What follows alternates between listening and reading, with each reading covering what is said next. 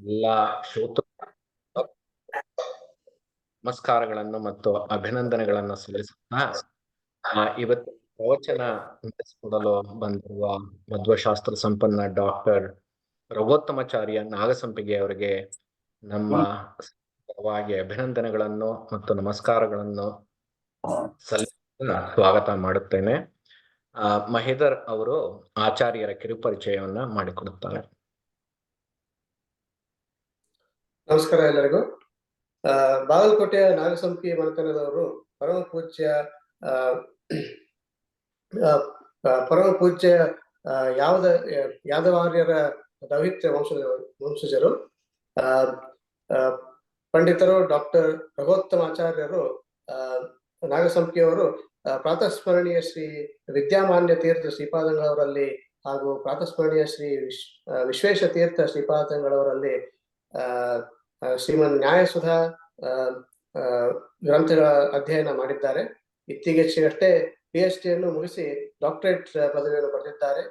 ಪ್ರಸ್ತುತ ಆಚಾರ್ಯರು ಬಾಗಲಕೋಟೆಯಲ್ಲಿ ಪಾಠ ಪ್ರವಚನಗಳಲ್ಲಿ ನಿರತರಾಗಿ ಅಲ್ಲಿಯ ಆಸ್ತಿಕ ಬಂಧುಗಳಿಗೆ, ಸಜ್ಜನರಿಗೆ ಧರ್ಮೋದ್ಧಾರಕ ಧರ್ಮ ಜಾಗೃತಿ ಕಾರ್ಯಗಳಲ್ಲಿ ಮುಂಚೂಣಿಯನ್ನು ವಹಿಸಿದ್ದಾರೆ. ಸದ್ಯಕ್ಕೆ ಭಾಗವತ ತಾತ್ಪರ್ಯ ನಿರ್ಣಯ, ಶ್ರೀಮನ್ ನ್ಯಾಯಸುಧಾ, ಶ್ರೀಮದ್ ಭಾಗವತ ಪಾಠಗಳನ್ನು ನಡೆಸಿಕೊಡುತ್ತಿದ್ದಾರೆ. ಇವರ ಆನ್ಲೈನ್ ಪಾಠಗಳನ್ನು ದೇಶ ವಿದೇಶಗಳಲ್ಲಿರುವ ಜನ ತುಂಬಾ ಆಸಕ್ತಿಯಿಂದ ಕೇಳಲು ಕಲಿಯಲು ಸೇರುತ್ತಾರೆ. ಬೆಂಗಳೂರಿನ ಪೂರ್ಣಪ್ರಜ್ಞ ಸಂಶೋಧನಾ ಮಂದಿರದ ನಿರ್ದೇಶಕರಾಗಿ ಇತ್ತೀಚೆಗೆ ನಿವೃತ್ತರಾದ ಪಂಡಿತರಾದ ಡಾಕ್ಟರ್ ಆನಂದ ತೀರ್ಥಾಚಾರ್ಯ ನಾಗಸಂಪಿಗೆ ಅವರು ಆಚಾರ್ಯರ ಜ್ಯೇಷ್ಠ ಸಹೋದರರು. ಅವರು ಈ ಪ್ರವಚನ ಮಾಲಿಕೆಯಲ್ಲಿ ಸೇರಲಿದ್ದಾರೆ. ಈಗ ಆಚಾರ್ಯರಿಂದ ಶ್ರೀಮದ್ ಭಾಗವತದ ಪಂಚಮ ಸ್ಕಂದವನ್ನು ಕೇಳೋಣ, ತಿಳಿಯೋಣ. ಆಚಾರ್ಯ.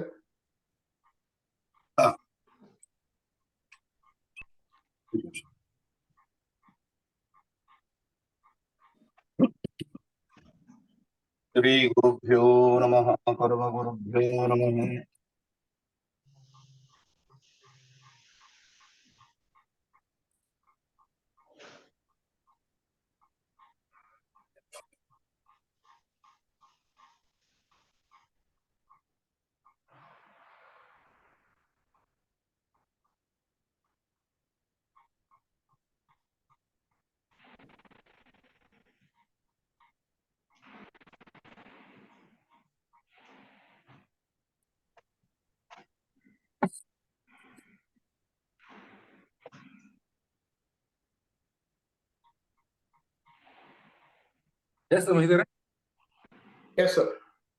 ಕಾಣಿಸ್ತದೆ.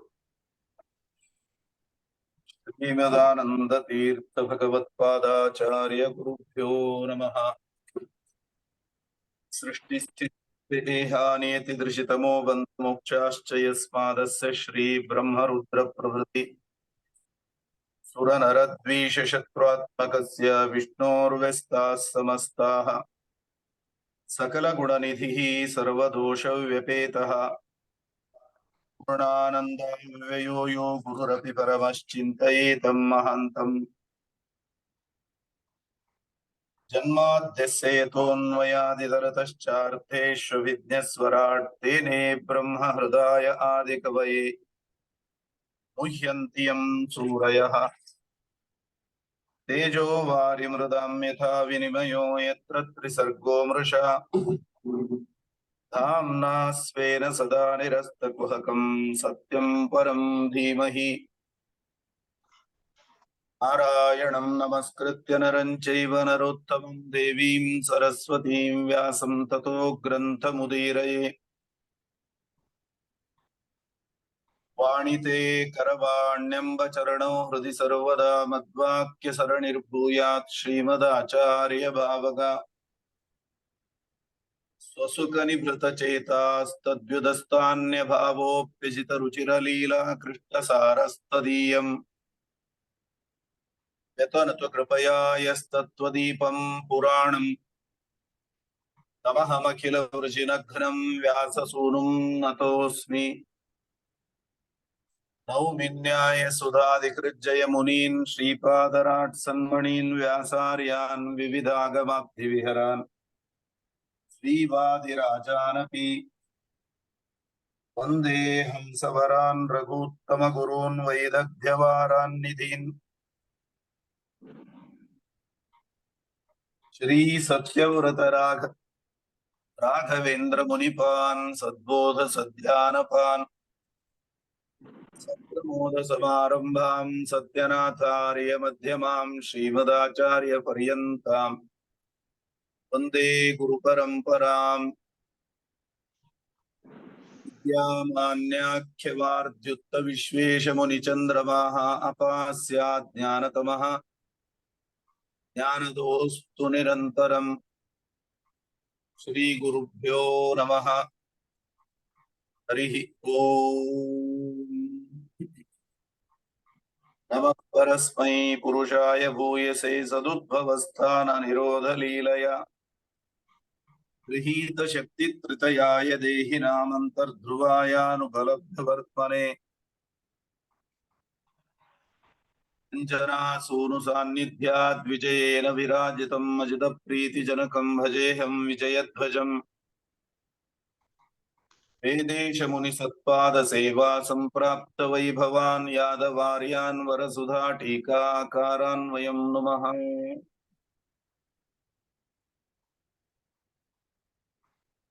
ಶ್ರೀಮದ್ಭಾಗವತ ಮೋಕ್ಷಶಾಸ್ತ್ರ ಎನಿಸಿದಂತಹ ಏಕಾದಶ ಪುರಾಣಗಳಲ್ಲಿ ಒಂದು ಶ್ರೇಷ್ಠವಾದ ಪುರಾಣ. ಅದರ ಪ್ರವಚನವನ್ನ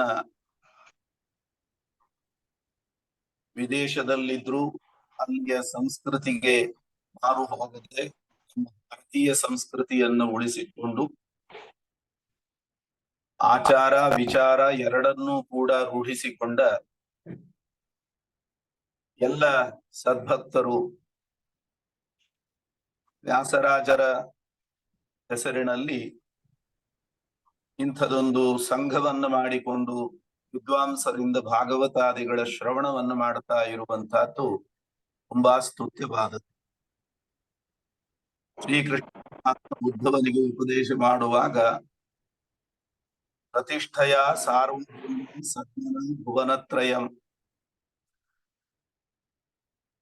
ದೇವರ ಪ್ರತಿಷ್ಠೆಯನ್ನ ಮಾಡಿಸಿದರೆ ಸಾರ್ವಭೌಮ ಪದವಿಯನ್ನು ಪಡೆಯುತ್ತಾನೆ, ದೇವಾಲಯವನ್ನ ಕಟ್ಟಿಸಿದರೆ 3 ಲೋಕಗಳನ್ನು ಗೆಲ್ಲುವ ಸಾಮರ್ಥ್ಯವನ್ನು ಪಡೆಯುತ್ತಾನೆ.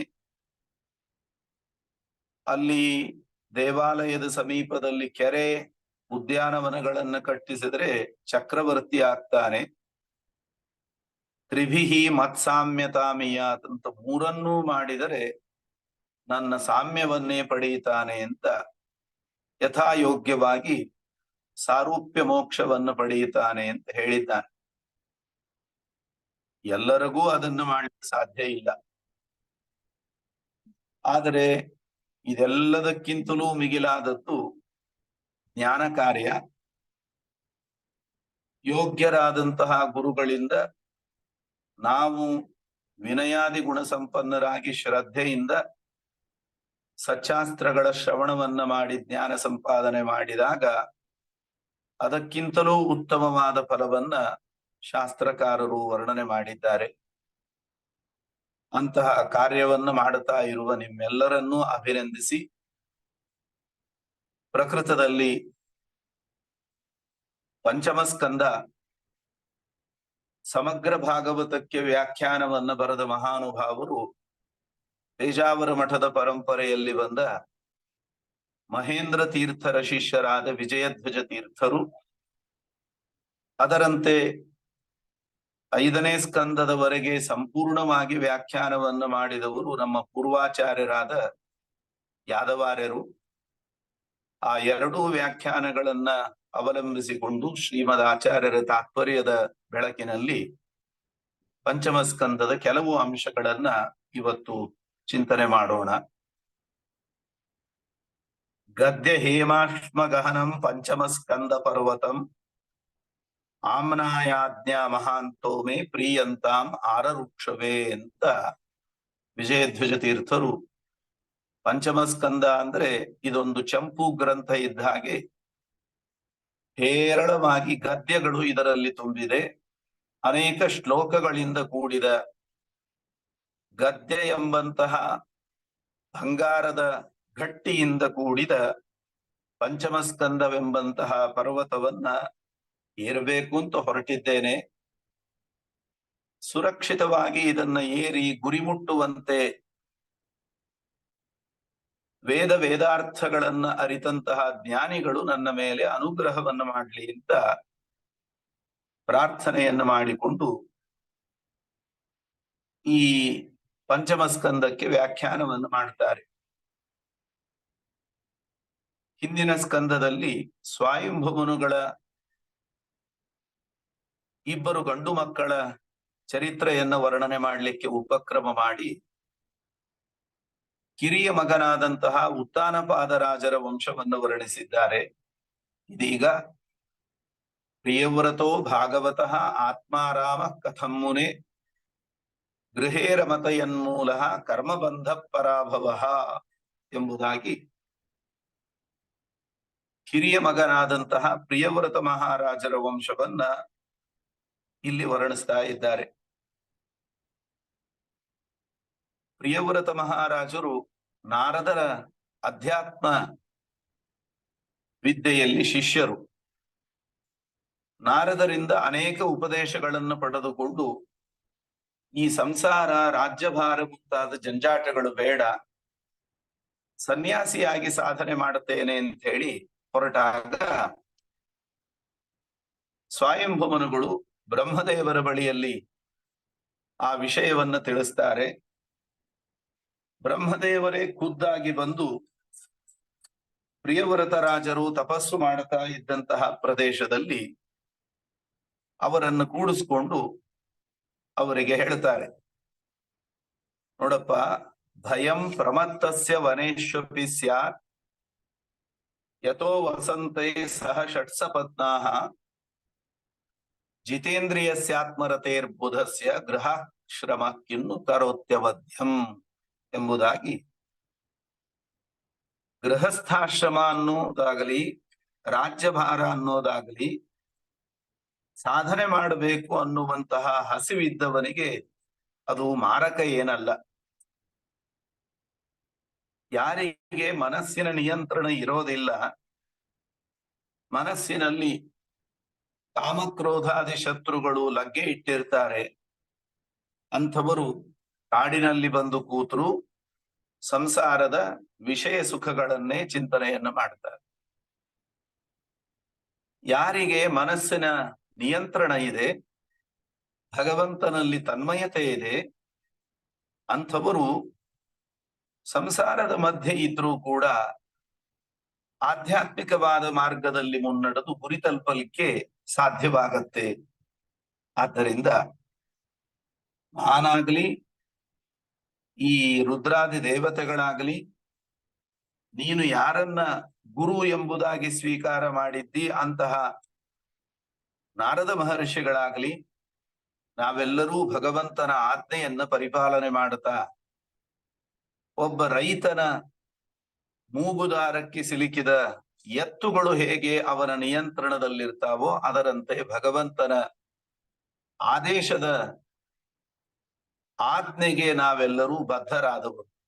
ಪರಮಾತ್ಮ ಏನ್ ಆಜ್ಞೆ ಮಾಡಿದ್ದಾನೆ ಅಂದ್ರೆ ಎಲ್ಲರೂ ತಮ್ಮ ತಮ್ಮ ಯೋಗ್ಯತೆಗೆ ಅನುಗುಣವಾದಂತಹ ಕರ್ತವ್ಯವನ್ನ ನನ್ನ ಪೂಜಾ ರೂಪದಲ್ಲಿ ಮಾಡಿ ಅದರಿಂದ ಉತ್ತಮವಾದ ಗತಿಯನ್ನ ಪಡೆಯಬೇಕು ಅಂತ ತಿಳಿಸಿದ್ದಾರೆ.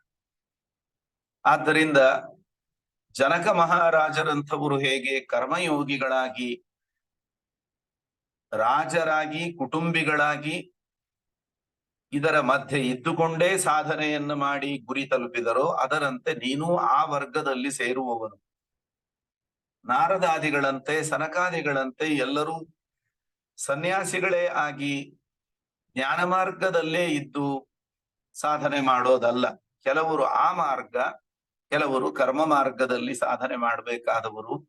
ಆದ್ದರಿಂದ ನೀನು ಸಂಸಾರದ ಮಧ್ಯೆ ಇದ್ದು ಕುಟುಂಬದ ಮಧ್ಯೆ ಇದ್ದು ಕೂಡ ತ್ವಂತು ಅಬ್ಜ ನಾಭಾಂಗ್ರಿ ಸರೋಜ ಕೋಶ ದುರ್ಗಾಶ್ರಿತೋ ನಿರ್ಜಿತ ಷಟ್ಸಪತ್ನ ಪುಂಕ್ಷೇಹ ಭೋಗಾನ್ ಪುರುಷಾತಿ ಸೃಷ್ಟಾನ್ ವಿಮುಕ್ತ ಸಂಘ ಪ್ರಕೃತಿ ಭಜಸ್ವ ಎಂಬುದಾಗಿ ಹೇಳ್ತಾ,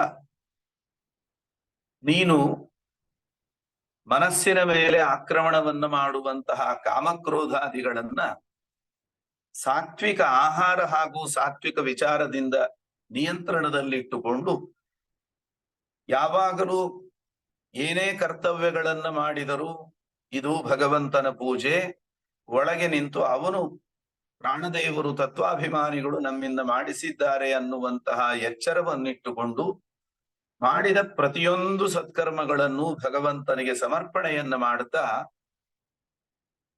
ಕರ್ತವ್ಯಗಳನ್ನ ಮಾಡು. ದೇವರು ಏನ್ ಕೊಟ್ಟಿದ್ದಾನೆ, ಕುರು ಭುಂಕ್ಷ್ವ, ನಿಜಂ ಕರ್ಮ ಕುರು ನಿಯತಂ ಭುಂಕ್ಷ್ವ. ನಿನಗೆ ವಿಹಿತವಾದಂತಹ ಕರ್ತವ್ಯಗಳನ್ನ ಮಾಡು, ಅದರಂತೆ ಏನು ದೇವರ ಅನುಗ್ರಹದಿಂದ ಪ್ರಾಪ್ತವಾಗಿದೆ ಅದನ್ನ ಭೋಗ ಮಾಡು. ಆದರೆ ವಿಮುಕ್ತ ಸಂಘ ಪ್ರಕೃತಿ ಭಜಸ್ವ, ಯಾವುದರಲ್ಲೂ ಹೆಚ್ಚು ಅಂಟಿಕೊಳ್ಳಬೇಡ, ನಾನು ನನ್ನದು ಅನ್ನುವಂತಹ ಮೋಹ ಅಭಿಮಾನಿಗಳಿಗೆ ಬಲಿಯಾಗಬೇಡ ಅಂತ ಚತುರ್ಮುಖ ಬ್ರಹ್ಮದೇವರು ಪ್ರಿಯವ್ರತ ಮಹಾರಾಜರಿಗೆ ಒಳ್ಳೆ ಮನವರಿಕೆಯಾಗುವಂತೆ ಉಪದೇಶ ಮಾಡಿದ್ದರಿಂದ ಇತಿ ಸಮಭಿಹಿತ ಮಹಾಭಾಗವತಃ ಭಗವತಃ ತ್ರಿಭುವನ ಗುರೋ ಅನುಶಾಸನಂ ಆತ್ಮನಃ ಲಘುತಯ ಅವನತ ಶಿರೋಧರ ಬಾಢಮಿತಿ ಸ ಬಹುಮಾನ ಉವಾಚ.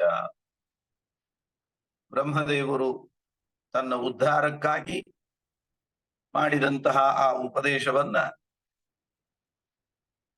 ತನ್ನ ಮೇಲೆ ಮಾಡಿದ ಅನುಗ್ರಹ ಎಂಬ ಭಾವನೆಯಿಂದ ತಲೆಬಾಗಿಸಿ ಅದನ್ನ ಸ್ವೀಕಾರ ಮಾಡಿ ಅದರಂತೆ ನಡೆದುಕೊಂಡಿದ್ದಾನೆ. ಆದ್ದರಿಂದ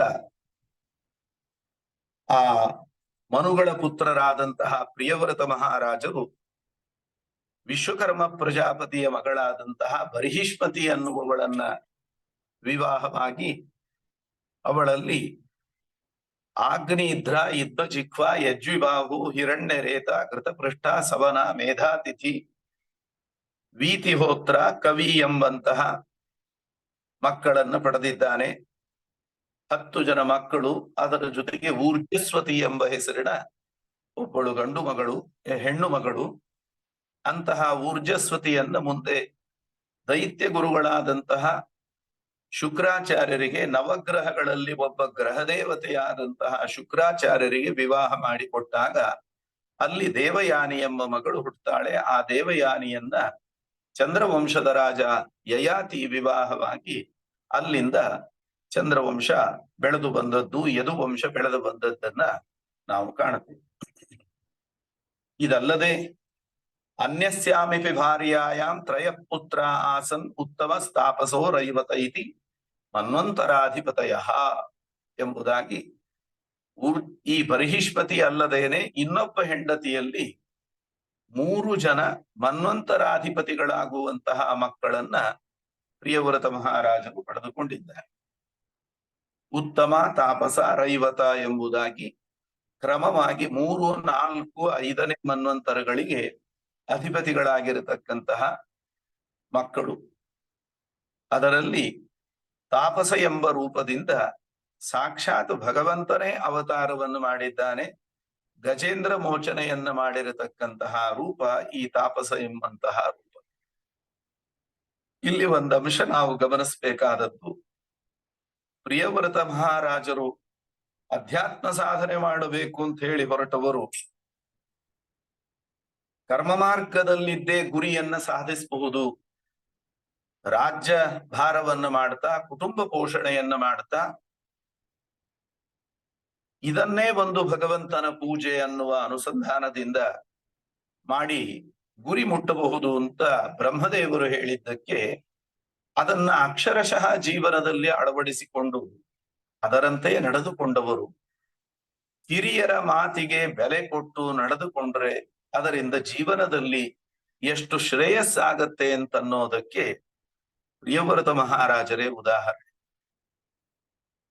ಅವರಿಗೆ ಎರಡನೇ ಹೆಂಡತಿಯಲ್ಲಿ ಸಾಕ್ಷಾತ್ ಭಗವಂತನೇ ಮಗನಾಗಿ ಅವತಾರ ಮಾಡಬೇಕು ಅಂತಂದ್ರೆ ಅವರ ಅರ್ಹತೆ ಎಷ್ಟು ದೊಡ್ಡದಿರ್ಲಿಕ್ಕಿಲ್ಲ. ಅವರಿಗೆ ಚತುರ್ಮುಖ ಬ್ರಹ್ಮದೇವರ ಉಪದೇಶದಿಂದ ಅವರು ಮಾಡಿದಂತಹ ಈ ಸತ್ಕಾರ್ಯಗಳು ಯಾವ ರೀತಿ ಫಲ ಕೊಟ್ಟಿರಬಹುದು ಅನ್ನೋದನ್ನ ಅರ್ಥ ಮಾಡಿಕೊಳ್ತಾ, ಹಿರಿಯರ ಮಾರ್ಗದರ್ಶನ, ಹಿರಿಯರ ಉಪದೇಶ, ತಂದೆ ತಾಯಿಗಳ ಒಂದು ಒಳ್ಳೆ ಮಾತಿನಂತೆ ನಡೆದುಕೊಂಡ್ರೆ ನಮಗೆ ಜೀವನದಲ್ಲಿ ಎಷ್ಟು ಶ್ರೇಯಸ್ಸಿದೆ ಅನ್ನೋದನ್ನ ಈ ಸಂದರ್ಭದ ಮೂಲಕ ನಾವು ಅರಿತುಕೊಳ್ಳಬಹುದಾದ. ಈ ಕಥೆಯನ್ನ ಹೇಳುವಾಗ ನಮ್ಮ ಗುರುಗಳು ಒಂದು ಸಂದರ್ಭವನ್ನ ಉಲ್ಲೇಖ ಮಾಡ್ತಾ ಇದ್ರು. ರಾಜ್ಯಭಾರ ಮಾಡುವುದು ಅಂತಂದ್ರೆ ಮಂತ್ರಿಗಳು, ಅಮಾತ್ಯರು, ಸೇನಾಪತಿ, ದಂಡನಾಯಕರು ಮುಂತಾದವರೊಂದಿಗೆ ಆಗಾಗ್ಗೆ ವಿಚಾರ ವಿಮರ್ಶೆಯನ್ನ ಮಾಡ್ತಾ ಶತ್ರುಗಳಿಂದ ತಮ್ಮ ರಾಷ್ಟ್ರಕ್ಕೆ ಯಾವುದೇ ಆಪತ್ತು ಬರದಂತೆ, ಜೊತೆಯಲ್ಲಿ ತಮ್ಮ ರಾಷ್ಟ್ರದ ಅಭಿವೃದ್ಧಿಗೆ ಬೇಕಾದಂತಹ ಅನೇಕ ಕಾರ್ಯಗಳನ್ನ ಮಾಡ್ತಾ ಇರುವಂತಹದ್ದು, ಊರೂರುಗಳಲ್ಲಿ, ಹಳ್ಳಿಗಳಲ್ಲಿ ಪ್ರಜೆಗಳಿಗೆ ಯಾವ ತೊಂದರೆಯಾಗದಂತೆ ರಕ್ಷಣೆ ಮಾಡುವಂತಹದ್ದು, ಇದೆಲ್ಲದರ ಕಡೆ ಬುದ್ಧಿಯನ್ನ ಹಾಕಿ ಯಾವಾಗಲೂ ಮನಸ್ಸು ದೇವರನ್ನು ಬಿಟ್ಟು ಬೇರೆ ಕಡೆಯಲ್ಲಿಯೇ ಇರೋದಕ್ಕೆ ಹೆಚ್ಚು ಅವಕಾಶ ಇರುವಂತಹದ್ದು ಈ ರಾಜ್ಯಭಾರದ ಸಂದರ್ಭ. ಅಷ್ಟಕ್ಕೂ ಸಾಲದು ಅಂತ ಒಂದಲ್ಲ ಅಂತ ಇಬ್ಬರು ಹೆಂಡತಿಯರು, ಆ ಸಂಸಾರ, ಅದರಲ್ಲೊಂದಷ್ಟು ಜಂಜಾಟಗಳು, ಇದೆಲ್ಲದರ ಮಧ್ಯೆ ಇದ್ದು ಹೇಗೆ ಗುರಿ ಮುಟ್ಲಿಕ್ಕೆ ಸಾಧ್ಯ ಆಯಿತು ಪ್ರಿಯವ್ರತ ಮಹಾರಾಜನಿಗೆ? ಇವತ್ತಿಗೂ ಎಷ್ಟೋ ಜನಕ್ಕೆ ಇದು ಪ್ರಶ್ನೆಯಾಗಿ ಉಳಿಯುತ್ತದೆ. ಹೊಟ್ಟೆಪಾಡಿಗಾಗಿ ಬೇರೆ ಬೇರೆ ಜೀವನ ವೃತ್ತಿಗಳನ್ನ ಅನುಸರಿಸಿಕೊಂಡು ಬೆಳಗಿನಿಂದ ರಾತ್ರಿಯವರೆಗೆ ಬದುಕಿಗಾಗಿ ಹೋರಾಡ್ತಾ ಇರತಕ್ಕಂತಹ ನಾವು ಎಲ್ಲೋ ಒಂದು ಅರ್ಧ ಗಂಟೆ, 1 ಗಂಟೆ ಸಂಧ್ಯಾ ವಂದನೆ, ಪೂಜೆ, ಪಾರಾಯಣ ಇವುಗಳನ್ನ ಮಾಡುವಾಗ ಅದರಲ್ಲೂ ಒಂದು 5 ನಿಮಿಷ ಮನಸ್ಸು ದೇವರ ಕಡೆ ಹೋದ್ರೆ ಹೆಚ್ಚಿನದ್ದು. ಅಂಥದ್ದು ಇಷ್ಟು ದೊಡ್ಡ ಜವಾಬ್ದಾರಿಯನ್ನ ಮೈ ಮೇಲೆ ಹೊತ್ತುಕೊಂಡು ಪ್ರಿಯವ್ರತ ರಾಜರು, ಅವರೇನು ಏರಿದ ಸಿದ್ಧಿ, ಮುಟ್ಟಿದ ಗುರಿ ಸಾಮಾನ್ಯವಾದದ್ದಲ್ಲ. ಆ ಪ್ರಿಯವ್ರತ ಮಹಾರಾಜರು ಒಮ್ಮೆ ಆಲೋಚನೆ ಮಾಡಿದರಂತೆ, ಸೂರ್ಯ ಇರುವಾಗಲೇ, ಸಂಚಾರ ಮಾಡ್ತಾ ಇರುವಾಗಲೇ ಪರ್ವತ ಅಡ್ಡ ಬಂದು ಒಂದು ಕಡೆ ಕತ್ತಲೆ, ಒಂದು ಕಡೆ ಬೆಳಕಿರುತ್ತದೆ. ಹಾಗಾಗಬಾರದು. ರಜನೀಮಪಿ ದಿನಂ ಕರಿಷ್ಯಾಮಿ, ನಾನು ರಾತ್ರಿಯನ್ನು ಹಗಲಾಗಿ ಮಾಡುತ್ತೇನೆ ಅಂತ ಸಂಕಲ್ಪವನ್ನು ಮಾಡಿ, ಸಮಜವೇನ ಜ್ಯೋತಿರ್ಮಯೇನ ರಥೇನ ಸಪ್ತಕೃತ್ವ, ಸೂರ್ಯನ ರಥ ಎಷ್ಟು ವೇಗದಿಂದ ಸಂಚಾರ ಮಾಡ್ತದೋ ಅಷ್ಟು ವೇಗದಿಂದ ಸಂಚರಿಸ್ತಾ ಸೂರ್ಯನ ರಥದಂತೆಯೇ ಕಂಗೊಳಿಸುವಂತಹ ತೇಜೋಮಯವಾದ ಸುವರ್ಣಮಯವಾದ ರಥದಲ್ಲಿ ಕುಳಿತುಕೊಂಡು 7 ಬಾರಿ ಸಮಗ್ರ ಭೂಮಂಡಲವನ್ನ ಸಂಚಾರ ಮಾಡಿ, ಎಲ್ಲಿ ಕತ್ತಲಿರುತ್ತದೆ ಅಲ್ಲಿ ಬೆಳಕನ್ನ ಮಾಡಿದಂತಹ ಮಹಾನುಭಾವರು ಪ್ರಿಯವ್ರತ ರಾಜರು. ಭಗವದ್ ಉಪಾಸನಾ ಉಪಚಿತ ಅತಿಪುರುಷ ಪ್ರಭಾವ ಅಂತ ಭಾಗವತ ಅವರನ್ನ ಉಲ್ಲೇಖ ಮಾಡ್ತದೆ. ಭಗವಂತನ ಉಪಾಸನೆಯಿಂದ ಸಂಪಾದಿಸಿದ ಅತಿಮಾನುಷವಾದಂತಹ ಪ್ರಭಾವದಿಂದ ಪ್ರಿಯವ್ರತ ರಾಜರು ಇದನ್ನ ಮಾಡ್ಲಿಕ್ಕೆ ಸಾಧ್ಯ ಆಯಿತು. ಹೀಗೆ ಸಂಚಾರ ಮಾಡುವ ಸಂದರ್ಭದಲ್ಲಿಯೇ ಬ್ರಹ್ಮದೇವರ ಸೃಷ್ಟಿಯಲ್ಲಿ ನಿರ್ಮಾಣಗೊಂಡಿದ್ದಂತಹ 7 ದ್ವೀಪಗಳು ಕಾಲಕ್ರಮದಲ್ಲಿ ಕೆಸರಿನಿಂದ ತುಂಬಿ ಅಸ್ಪಷ್ಟವಾಗಿ ಇದ್ದಾಗ ಈ ಪ್ರಿಯವ್ರತ ರಾಜರ ರಥದ ಆಘಾತದಿಂದ ಅದೆಲ್ಲವೂ ಕೂಡ ಬದಲಾವಣೆಗೊಂಡು ಆ ಸಪ್ತದ್ವೀಪಗಳು ಮತ್ತೆ ಸ್ಪಷ್ಟವಾಗಿ ಗೋಚರವಾಗುವಂತೆ ಆಯಿತು ಅಂತ ವರ್ಣನೆಯನ್ನು ಮಾಡ್ತಾರೆ. ಹೀಗೆ ಅಧ್ಯಾತ್ಮ ಸಾಧನೆಯಲ್ಲಿ ಈ ಮಟ್ಟದ ಗುರಿಯನ್ನ ತಲುಪಿದ್ದು ಪ್ರಿಯವ್ರತ ರಾಜ. ಅದಕ್ಕೆಂತ ಅವರು ಕಾಡಿಗೆ ಹೋಗಿ ಕೂತು ಸಾಧನೆ ಮಾಡಿದ್ದಲ್ಲ, ಸಂಸಾರದ ಮಧ್ಯೆ, ರಾಜ್ಯಭಾರದ ಮಧ್ಯೆ ದೊಡ್ಡ ಜವಾಬ್ದಾರಿಯನ್ನು ಹೊತ್ತುಕೊಂಡೇ ಮಾಡಿದ್ದು. ಇದು ಹೇಗೆ ಸಾಧ್ಯ ಅಂತ ಅದಕ್ಕೆ ನಮ್ಮ ಗುರುಗಳೊಂದು ಕಥೆ ಹೇಳ್ತಾ ಇದ್ರು. ಒಬ್ಬ ರಾಜ ಭಾರೀ ಯೋಗಿಯಾಗಿ ಕರ್ತವ್ಯ ನಿರ್ವಹಣೆ ಮಾಡ್ತಾ ಇದ್ದಾನೆ ಅಂತ ಗೊತ್ತಾಯಿತು. ಕಾಡಿನಲ್ಲಿ ತಪಸ್ಸು ಮಾಡ್ತಾ ಇದ್ದ ಯೋಗಿ ನಾವಿಷ್ಟೆಲ್ಲ ಸಂಸಾರವನ್ನು ಬಿಟ್ಟು ಬಂದು ಕಾಡಿನಲ್ಲಿ ಕುಳಿತು ತಪಸ್ಸು ಮಾಡ್ತಾ ಇದ್ದೇವೆ, ಇಷ್ಟಾದರೂ ನಮಗೆ ಸಿಗದೇ ಇರೋ ಸಿದ್ಧಿ ರಾಜನಿಗೆ ಹೇಗೆ ಸಿಕ್ತು ಅಂತ ಅವನನ್ನೇ ಕೇಳೋಣ ಅಂತ ಒಂದು ರೀತಿಯಿಂದ ಅವನನ್ನ ಸಂದರ್ಶನ ಮಾಡುವಂತೆ ಆ ಯೋಗಿಗಳು ಅವನ ಅರಮನೆಗೆ ಬರ್ತಾರೆ. ಆವಾಗ ರಾಜ ಅವರನ್ನ ಸ್ವಾಗತ ಮಾಡಿ, ನಿಮ್ಮ ಪ್ರಶ್ನೆಗೆ ನಾನು ಆಮೇಲೆ ನಿಧಾನಕ್ಕೆ ಉತ್ತರ ಕೊಡ್ತೇನೆ. ನನ್ನ ಅರಮನೆಯಲ್ಲಿ ಅನೇಕ ಅತ್ಯದ್ಭುತವಾದಂತಹ ಕಲಾಕೃತಿಗಳಿದ್ದಾವೆ. ಆ ಎಲ್ಲ ಕಲಾಕೃತಿಗಳನ್ನು ಕೂಡ ನೀವು ಒಮ್ಮೆ ಹೋಗಿ ನೋಡ್ಕೊಂಡು ಬನ್ರಿ. ಬಂದ ಮೇಲೆ ನಿಧಾನವಾಗಿ ಕುಳಿತುಕೊಂಡು ನಾವು ಸಂವಾದವನ್ನ ನಡೆಸೋಣ ಅಂತ ರಾಜನ ಆ ಯೋಗಿಗಳಿಗೆ ಹೇಳ್ತಾನೆ. ಆಗ್ಲಿ, ಅದಕ್ಕೇನಂತೆ, ದೇವರ ಸೃಷ್ಟಿಯ ಅದ್ಭುತವನ್ನ, ಅದರ ಒಂದಂಶವನ್ನು ಇಲ್ಲಿ ನೋಡಿ ಬರ್ತೇನೆ ಅಂತ ಹೊರಡುವಾಗ ರಾಜ ಅವರಿಗೆ ಕೈಯಲ್ಲೊಂದು ದೀಪವನ್ನ ಕೊಟ್ಟು, ಈ ದೀಪದ ಸಹಾಯದಿಂದ ಎಲ್ಲ ಕಲಾಕೃತಿಗಳನ್ನ ನೋಡ್ರಿ, ಆದ್ರೆ ಹೋಗಿ ಬರೋ ತನಕ ಈ ದೀಪ ಆರದ ಹಾಗೆ ನೀವು ನೋಡ್ಕೊಳ್ಬೇಕು ಅಂತ ಅವರಿಗೆ ಹೇಳ್ತಾನೆ. ಆಗ್ಲಿ ಅಂತ ಕೈಯಲ್ಲಿ ದೀಪ ಹಿಡ್ಕೊಂಡು ಕಲಾಕೃತಿಗಳನ್ನೆಲ್ಲ ನೋಡಿಕೊಂಡು ಎಲ್ಲ ಕಡೆ ಸುತ್ತಾಡಿಕೊಂಡು ಯೋಗಿಗಳು ಮರಳಿ ಬರ್ತಾರೆ. ಆವಾಗ ರಾಜ ಕೇಳಿದ, ಏನು ಗುರುಗಳೇ, ಎಲ್ಲವನ್ನೂ ನೋಡಿದರ, ಕಣ್ತುಂಬ್ಕೊಂಡ್ರ ಅಂತ. ಆವಾಗ ಯೋಗಿಗಳು ಹೇಳಿದರಂತೆ, ಅಲ್ಲಪ್ಪ, ಬರೀ ನೋಡಿ ಬನ್ನಿ ಅಂತ ಹೇಳಿದ್ರೆ ನೋಡಬಹುದಿತ್ತೋ ಏನೋ, ಆದರೆ ಕೈಯಲ್ಲಿ ದೀಪವನ್ನ ಕೊಟ್ಟು ಈ ದೀಪ ಆರದಂತೆ ಗಮನ ಹರಿಸಬೇಕು ಅಂತ ನೀನು ಹೇಳಿದ್ದರಿಂದ ನನ್ನ ಲಕ್ಷ್ಯ ಎಲ್ಲ ದೀಪದ ಕಡೆನೇ ಇತ್ತು. ಯಾವ ಕಲಾಕೃತಿಗಳ ಮುಂದೆ ನಿಂತರೂ ಕೂಡ, ಎಷ್ಟೇ ಸುತ್ತಾಡಿ ಬಂದರೂ ಕೂಡ ನನ್ನ ಲಕ್ಷ್ಯ ದೀಪ ಆರಬಾರದು ಅಂತ ದೀಪದ ಕಡೆಯೇ ಇದ್ದದ್ದರಿಂದ ನನಗೆ ಏನನ್ನೂ ನೋಡಿದರೂ ನೋಡಿದಂತೆ ಆಗ್ಲಿಲ್ಲ ಅಂತ ಹೇಳಿದರು. ಆವಾಗ ರಾಜ ಯೋಗಿಗಳಿಗೆ ಉತ್ತರ ಕೊಟ್ಟಂತೆ, ನಿಮ್ಮ ಪ್ರಶ್ನೆಗೂ ಇದೇ ಉತ್ತರ.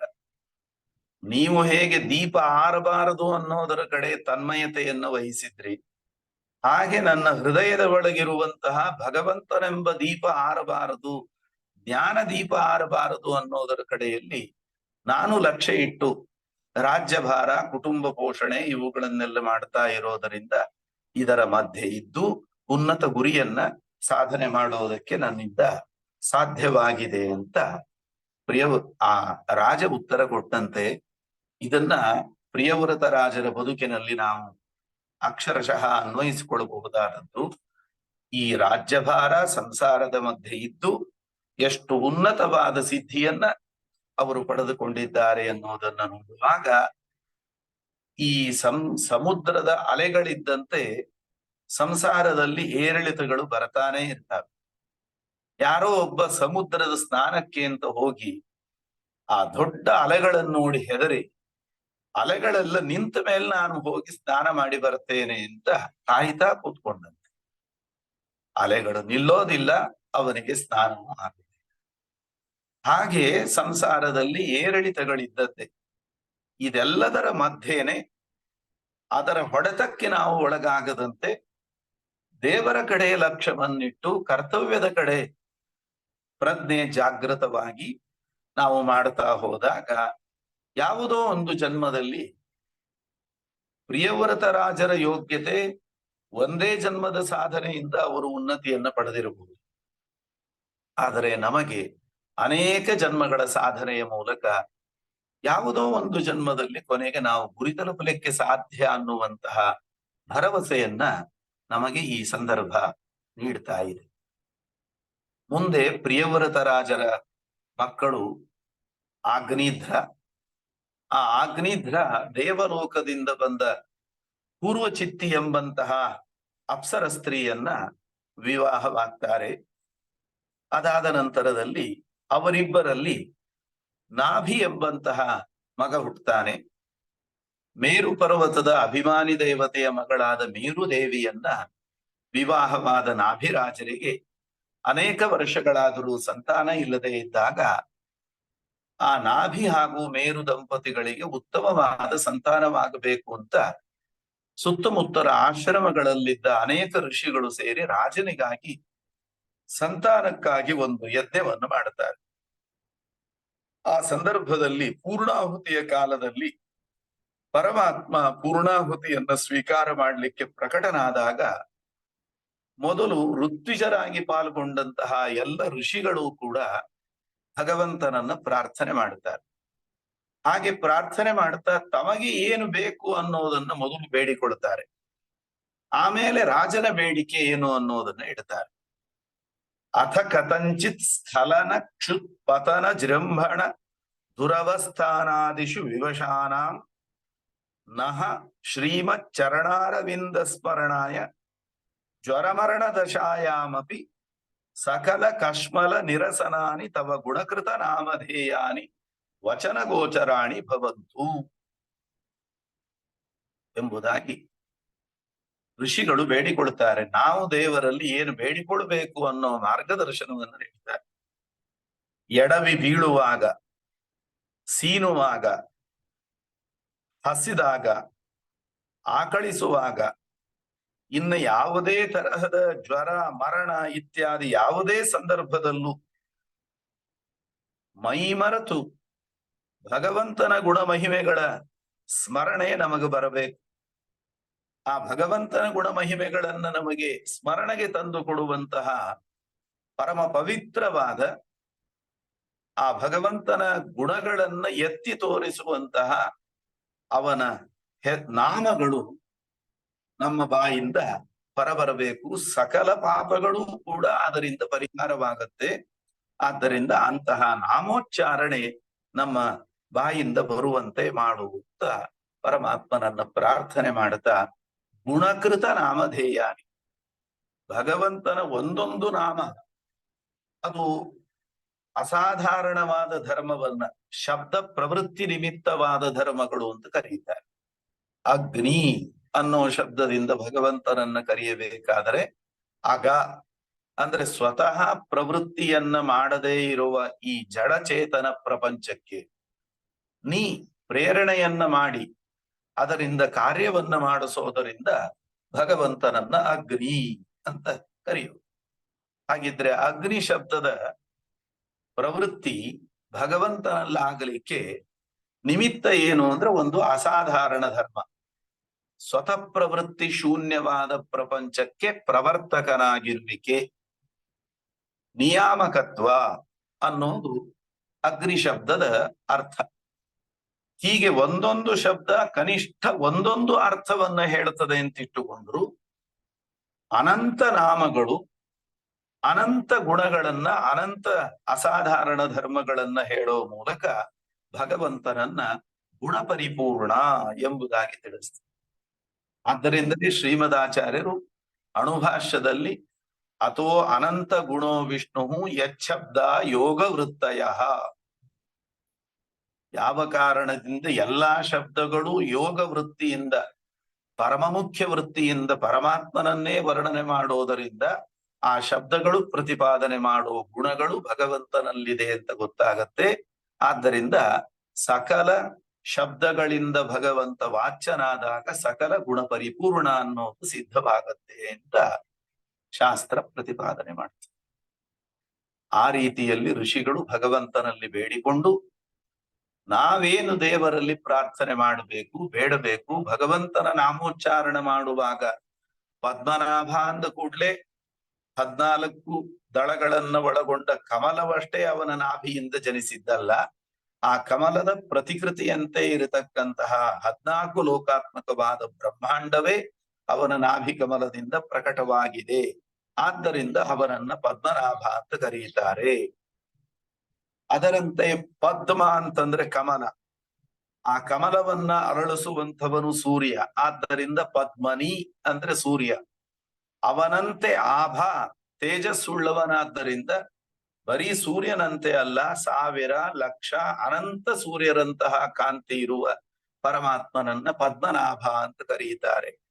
ಹೀಗೆ ಹೃಷಿಕೇಶ ನಮ್ಮೆಲ್ಲರ ಇಂದ್ರಿಯಗಳನ್ನ ಪ್ರೇರಣೆ ಮಾಡತಕ್ಕಂಥವನು, ಯಾವಾಗಲೂ ಹರ್ಷಗಳಿಂದ ಪೂರ್ಣವಾದ, ಆನಂದದಿಂದ ಪೂರ್ಣವಾದ ಕೂದಲುಗಳು ಉಳ್ಳವನು.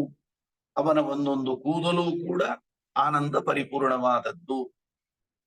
ಆನಖಾತ್ ಆಕೇಶಾತ್ ಸರ್ವ ಏವ ಸುವರ್ಣ ಅಂತ ಹೇಳೋ ಹಾಗೆ ಉಗುರಿನ ತುದಿಯಿಂದ ಆರಂಭ ಮಾಡಿಕೊಂಡು ಕೂದಲಿನ ತುದಿಯ ತನಕ ಎಲ್ಲವೂ ಕೂಡ ಪರಮಾತ್ಮನ ಅವಯವಗಳು ಆನಂದ ಪರಿಪೂರ್ಣವಾದದ್ದು. ಹೀಗೆ ಒಂದೊಂದು ನಾಮವೂ ಕೂಡ ಭಗವಂತನ ಕನಿಷ್ಠ ಒಂದು ಅಸಾಧಾರಣ ಧರ್ಮವನ್ನ ಗುಣವನ್ನ ಹೇಳುತ್ತದೆ ಅಂತಿಟ್ಟುಕೊಂಡಾಗ ನಮಗೆ ಆ ನಾಮೋಚ್ಚಾರಣ ಮಾಡಿದಾಗ ಭಗವಂತನ ಮಹಿಮೆ ಅರಿವಾಗುತ್ತೆ. ಆ ರೀತಿಯಲ್ಲಿ ಪ್ರಾರ್ಥನೆ ಮಾಡಿ ಕಿಂಚಾಯಂ ರಾಜಋಷಿ ಭವಾದೃಶೀಂ ಪ್ರಜಾಂ ಆಶಾಸಾನಃ ಸ್ವರ್ಗಾಪವರ್ಗಯೋ ಅಪಿ ಭಗವಂತಂ ಉಪಧಾವತಿ. ನೀನು ಅನುಗ್ರಹ ಮಾಡಿದರೆ ಸ್ವರ್ಗವನ್ನೋ ಶಾಶ್ವತವಾದ ಫಲವಾದ ಮೋಕ್ಷವನ್ನೋ ಕೊಡತಕ್ಕವನು. ಅಂತಹ ನಿನ್ನ ಬಳಿಯಲ್ಲಿ ನಿನಗೆ ಸಮಾನವಾದ ಸಂತಾನ ಬೇಕು ಅಂತ ನಿನ್ನನ್ನ ಬಯಸಿ ನಿನ್ನ ಬಳಿ ಬಂದಿದ್ದ. ಯಾವುದೇ ಒಂದು ಒಳ್ಳೆ ಫಲ ನಮಗೆ ಸಿಗಬೇಕು ಅಂದ್ರೂ ಅದು ದೇವರಿಂದಲೇ ಸಿಕ್ಕೋದು. ಈಗಾಗಲೇ ಹಿಂದೆ ಧ್ರುವರಾಜರ ಮಾತಿನಲ್ಲಿ ಪ್ರಸಂಗದಲ್ಲಿ ಸುನೀತಿ ಹೇಳಿದ್ದನ್ನು ಕೇಳಿರ್ತೀವಿ. ಧರ್ಮಾರ್ಥ ಕಾಮ ಮೋಕ್ಷಾಣಂ ಯಯಿಚ್ಛೇತ್ ಶ್ರೇಯ ಆತ್ಮನಃ ಏಕ ಏವ ಹರೇಸ್ತಸ್ಯ ಕಾರಣಂ ಪಾದ ಸೇವನಂ ಅಂತ. ಭಗವಂತನ ಪಾದ ಸೇವೆಯನ್ನ ಮಾಡೋದು ಬಿಟ್ಟು ಚತುರ್ವಿಧ ಪುರುಷಾರ್ಥಗಳಲ್ಲಿ ಆ ಚತುರ್ವಿಧ ಪುರುಷಾರ್ಥಗಳ ಪ್ರಾಪ್ತಿಗೆ ಬೇರೊಂದು ಮಾರ್ಗ ಇಲ್ಲ. ಯಾರ್ಯಾರು ನಮ್ಮ ಇತಿಹಾಸ ಪುರಾಣಗಳಲ್ಲಿ ಭಗವಂತನನ್ನ ಮಕ್ಕಳನ್ನಾಗಿ ಪಡೆದಿದ್ದಾರೆ, ದೇವತೆಗಳನ್ನ ಮಕ್ಕಳನ್ನಾಗಿ ಪಡೆದಿದ್ದಾರೆ, ಅವರೆಲ್ಲ ಮಾಡಿದ್ದು ಬೇರೆ ಏನೂ ಅಲ್ಲ, ಭಗವಂತನ ಸೇವೆಯನ್ನ, ಅಪರೋಕ್ಷ ಜ್ಞಾನಿಗಳ ಸೇವೆಯನ್ನ ಮಾಡಿಯೇ ಅಂತಹ ಉತ್ತಮವಾದ ಸಂತಾನವನ್ನು ಪಡೆದಿದ್ದಾರೆ. ಸುಮಧ್ವ ವಿಜಯದಲ್ಲಿ ಕೇಳ್ತೇವೆ, ಪೂರ್ವೇಪಿ ಕರ್ದಮ ಪರಾಶರ ಪಾಂಡು ಮುಖ್ಯಾಹ ಯತ್ ಸೇವೆಯಾ ಗುಣಗಣಾಢ್ಯಮಪತ್ಯಮಾಪು ತಂ ಪೂರ್ಣ ಸದ್ಗುಣತನುಂ ಕರುಣಾಮೃತಾಬ್ಧಿಂ ನಾರಾಯಣಂ ಕುಲಪತಿಂ ಶರಣಂ ವ್ರಜೇಮ ಎಂಬುದಾಗಿ ಕುಲಸ್ವಾಮಿಯಾಗಿರತಕ್ಕ ಉಡುಪಿಯ ಲಿಂಗಾಕಾರದಲ್ಲಿರುವ ಪರಶುರಾಮ ರೂಪಿಯಾದ ಅನಂತಾಸನನನ್ನ ಪ್ರಾರ್ಥನೆ ಮಾಡಿ ಸೇವೆ ಮಾಡಿಯೇ ಪಡೆದದ್ದು. ಅವ್ರು ಅಂದ್ಕೊಂಡದ್ದೇನು ಅಂದ್ರೆ ಹಿಂದಿನವರಾದ ಪರಾಶರರು, ಕರ್ದಮರು, ಪಾಂಡುರಾಜ ಮುಂತಾದವರೆಲ್ಲ ಅಂತಹ ಉತ್ತಮವಾದ ಸಂತಾನವನ್ನ ಪಡೆದದ್ದು ಆ ಭಗವಂತನ ಸೇವೆಯಿಂದಲೇ. ಇದನ್ನೆಲ್ಲ ಮನಸ್ಸಿನಲ್ಲಿ ಇಟ್ಟುಕೊಂಡಂತಹ ನಾಭಿ ಮೇರು ದಂಪತಿಗಳು ನಿನಗೆ ಶರಣಾಗತರಾಗಿದ್ದಾರೆ, ನಿನಗೆ ಸಮಾನವಾದ ಸಂತಾನ ಬೇಕು ಅಂತ ಅಪೇಕ್ಷೆ ಇದೆ. ದೇವರು ಹೇಳಿದ ಆ ಋಷಿಗಳಿಗೆ, ನನ್ನನ್ನು ಒಳ್ಳೆ ಇಕ್ಕಟ್ಟಿಗೆ ಸಿಲುಕಿಸಿದ್ರಿ ನೀವು. ಯಾಕೆಂದ್ರೆ ನನಗೆ ಸಮಾನ ಸಂತಾನ ಕೊಡಬೇಕು ಅಂದ್ರೆ ನನಗೆ ಸಮಾನರಿದ್ದಾರೆ ಯಾರು? ನನಗೆ ಯಾರೂ ಸಮಾನರಿಲ್ಲ. ಹಾಗಂತ ನನಗೆ ಸಮಾನವಾದ ಸಂತಾನವನ್ನು ನಾನು ಕೊಡ್ಲಿಲ್ಲ ಅಂತಂದ್ರೆ ಆವಾಗ ನೀವೆಲ್ಲ ದೊಡ್ಡ ದೊಡ್ಡ ಋಷಿಗಳು, ನೀವು ಮಾಡಿಸಿದ ಯಜ್ಞ, ನೀವು ಹೇಳಿದ ಮಂತ್ರ, ಆಶೀರ್ವಾದ, ಸತ್ಯಾಸಂತು ಯಜಮಾನಸ್ಯ ಕಾಮಾಹ ಅಂತ ಯಜಮಾನನ ಬಯಕೆಗಳು ಪೂರ್ಣವಾಗಲಿ ಎಂಬುದಾಗಿ ನೀವು ಆಶೀರ್ವಾದ ಮಾಡಿರ್ತೀರಿ. ನಾನು ಆ ಫಲ ಕೊಡ್ಲಿಲ್ಲ ಅಂತಂದ್ರೆ ನಿಮ್ಮ ಆಶೀರ್ವಾದದ ಮಂತ್ರ ವ್ಯರ್ಥ ಆಗತ್ತೆ, ಸುಳ್ಳಾಗತ್ತೆ. ಆದರೆ ಬ್ರಹ್ಮವಾದ ನ ಮೃಷಾ ಭವಿತುಮರ್ಹತಿ ಮಮಯವಯ ದ್ವಿಜದೇವ ಕುಲಂ. ಈ ಬ್ರಾಹ್ಮಣರ ಕುಲ ಅಂದ್ರೆ ಅದು ನನ್ನ ಮುಖ ಇದ್ದ ಹಾಗೆ.